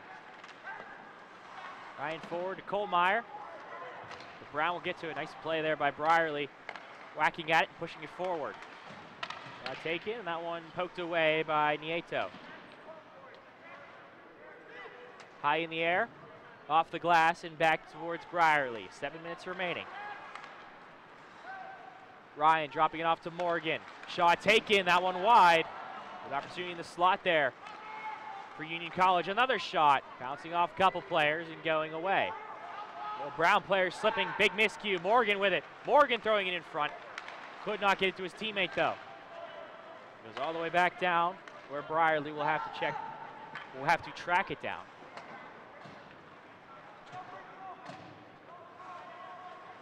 Brierly behind his net.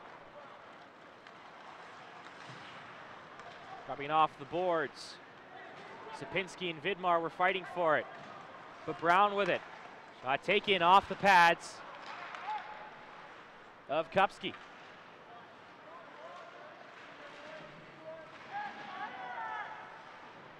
Four players fighting for the near side. He goes out of the zone. and that one will go into the netting and out of play. Stoppage of play with 6 minutes and 5 seconds remaining.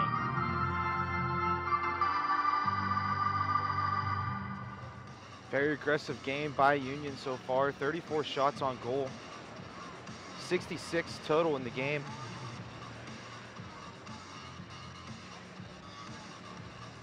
Of course, something we said throughout the entire game, the big difference being those special teams.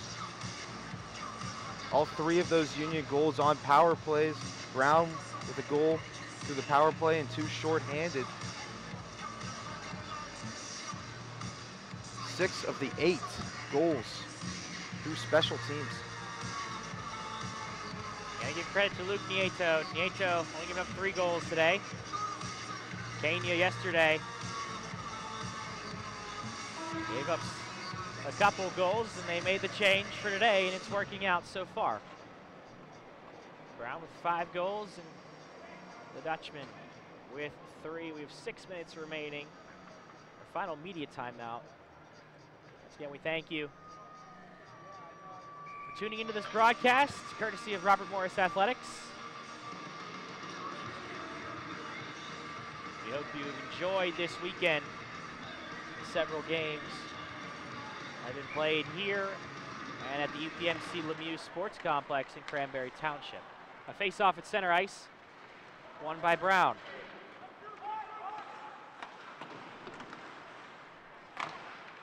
Goes all the way back, deflected off a Brown player. Union College with it. Behind the net, off of the player's Kosak, throwing it in front. They're looking for a player in the slot, but not able to get to it. Gets deflected. That one in front as well. Bouncing around, kept in by Union College. Towards the net, it goes wide. Brown will push it off the boards and back down the ice.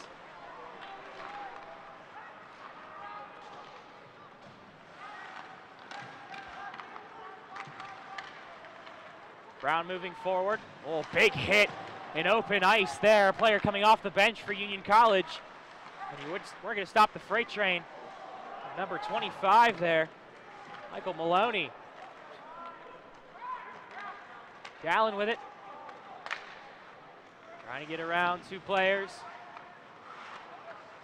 Bouncing around. Shot taken. Deflected away by the player in front, and that one into the stands.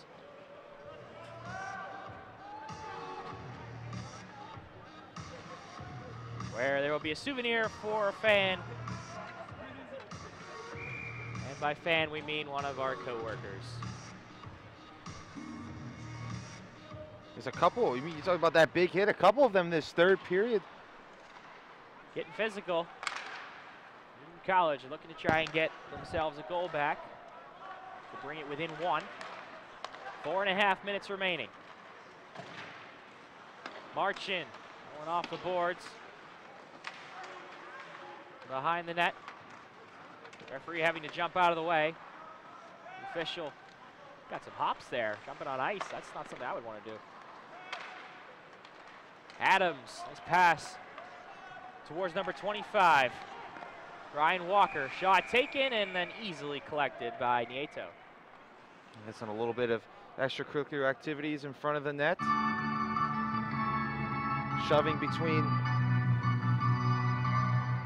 trying to find the numbers for the Brown player, but it looks like shoving between Tommy Martian and Cole Mayer, the captains. Cole Meyer, my apologies, but the shoving between those 2 of them. It's been pretty physical here in the 3rd period. Still a very clean game. Doesn't feel like that with all the power play goals and everything. 4 minutes remaining is one of the ice girls down there slipping and falling. Looks to be all right, laughing it off. And that kind of weekend.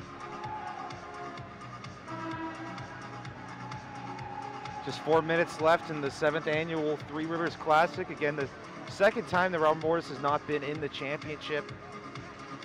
Of course, the tournament used to also have has also used to have Penn State as a mainstay in the tournament. This year, the addition of 2 ranked teams, Brown, even though they've struggled a bit with just 4 wins in the year, they did receive some preseason votes in the USCHO poll. Some very good competition in this year's tournament. Union College winning the faceoff, that one going wide. Looking for a redirect. Bounces around, Estes keeping it in. And then play will stop with 3 minutes and 54 seconds remaining.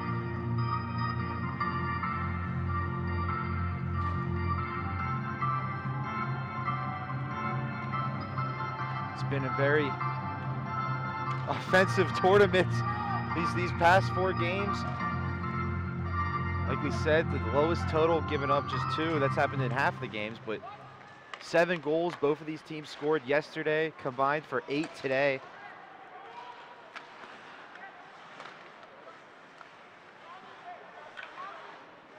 So we saw, like I said before, a 7-2 victory. Yesterday is an empty net for Union College immediately on this face-off. They'll go behind the net, 3.5 minutes remaining. An extra attacker for the Dutchman. Sapinski forward. And goes around the wall. Around the boards.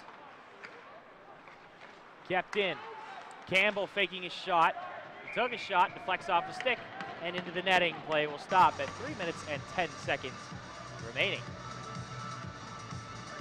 We saw 7-2 yesterday, 7-4, 5-2 today. Right now, a 5-3 game. Like you said, a lot of offense.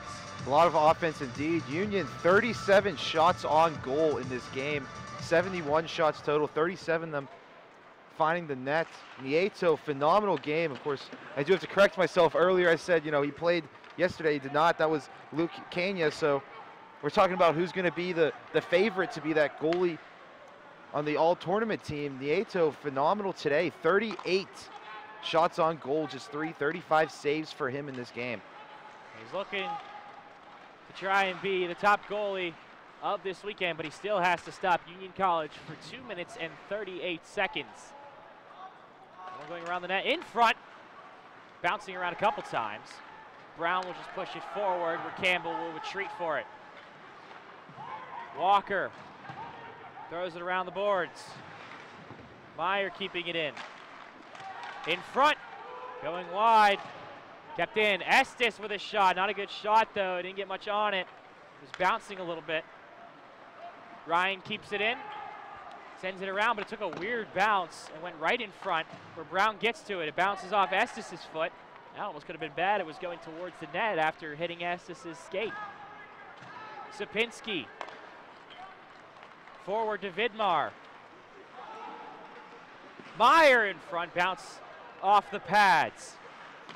Thrown around the boards, Vidmar behind the net. Thrown in front, looking for some help, couldn't get any. Estes. Shot taken by Sapinski. Still in front. Now it's behind the net. Final minute and a half remaining. Kolias. Estes keeping in. Vidmar. Brett Sapinski along with Rinaldi. Rinaldi keeps it in. It bounces off a Brown player. They try and push it forward. Not able to. Estes is there for it. Sapinski taking the shot. Goes off a Brown stick. Off the back of the net.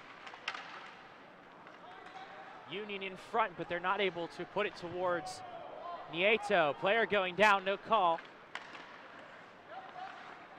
Brown will just send it all the way back down. A minute remaining in the period, but we will have an icing on the play. Great performance tonight by Brown. They've earned this great performance in the tournament. Total of 12 goals for them in the tournament. Assuming, you know, nothing crazy happens in the last 56.4 seconds. Brown, their first ranked win since February of 2016 when they beat Clarkson, who's number 20 overall. They also defeated Providence, number 1 in the country that year. earlier that year. Their first ranked win on a neutral site since 2013. So great performance by Brown in this tournament, knocking off the host school yesterday and knocking off number 14 Union. Union though going home, not without the Confluence Cup, but going home they did beat the #1 team in the country, St. Cloud State. So great performance by both of these teams. They're not out of it yet. They have 56 seconds to score not 1 but 2 goals at least to keep themselves back into this. It'll be a face-off to the left side of Gavin Nieto. Brown sending it all the way back down immediately off the face-off where it will be an icing, and so we'll try it again. 6 seconds have been taken off the clock, so 50.1 seconds remaining in the third. And 40 shots on goal tonight for Union. Just a great performance by Nieto. Of course, that big difference. Spencer, I think you know what I'm going to say. No, what are you going to say? Brown up by 2, that big difference, those 2 shorthanded goals. What? Didn't expect that at all. Face off. One, Kolias, but there it is. Taken by number 20. Bobby Marchand. And that should do it. An empty netter for Marchand. And the Brown Bears look like they will win the 2019 Three Rivers Classic after an empty net goal there for Marchand. Well, they put up 7 goals yesterday. They put up 6 today. Spencer, you said it. They came into this game with the worst winning percentage out of all the teams in the tournament. And they're coming out with the trophy.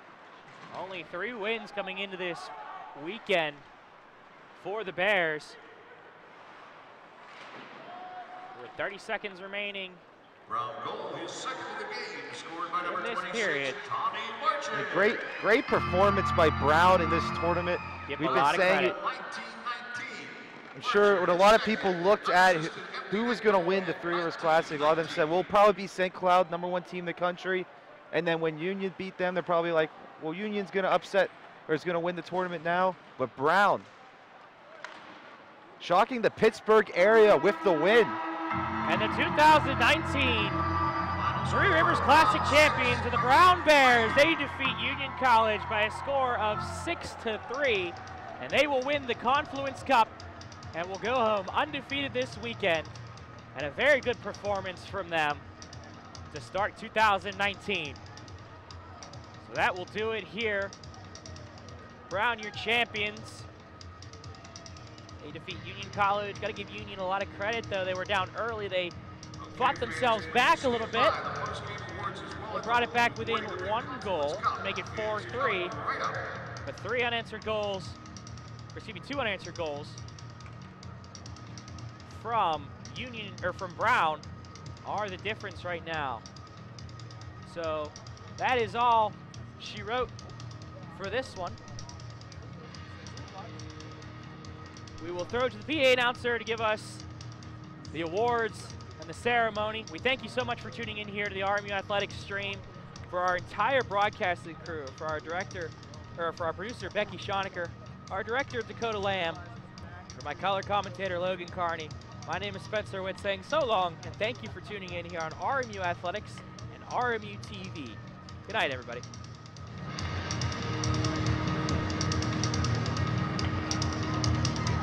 Hey, Mike, Sidney Crosby's walked past that truck. Have some respect.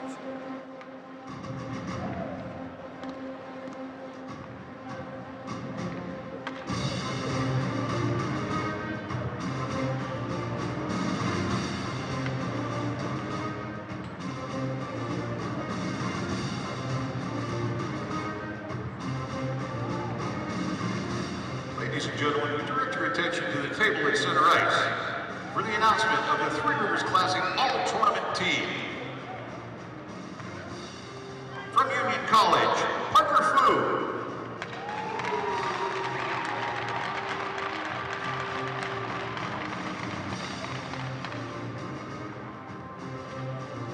from Brown University, Alex Frick.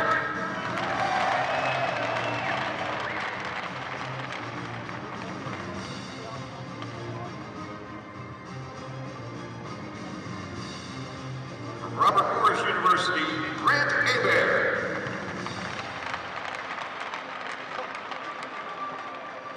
From St. Cloud University, Jack Ashan.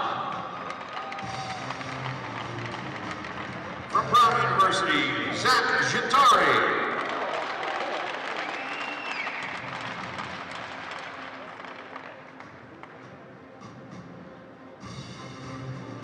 And from Brown University, Max Gottlieb.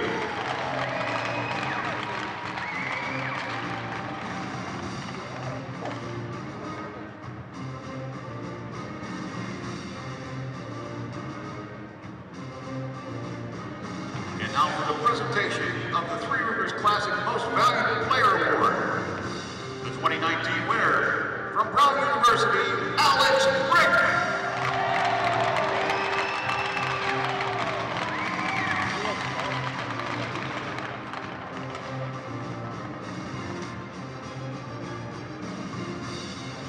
And now, fans, before the presentation of the Confluence Cup, let's have a big hand for the Union College Dutchmen on a great tournament and a great weekend.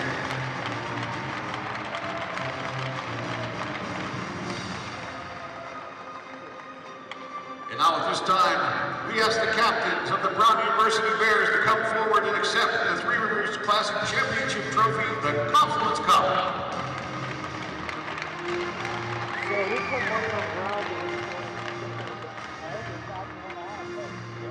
Ladies and gentlemen, your 2019 Three Rivers Classic champions, the Brown University Bears.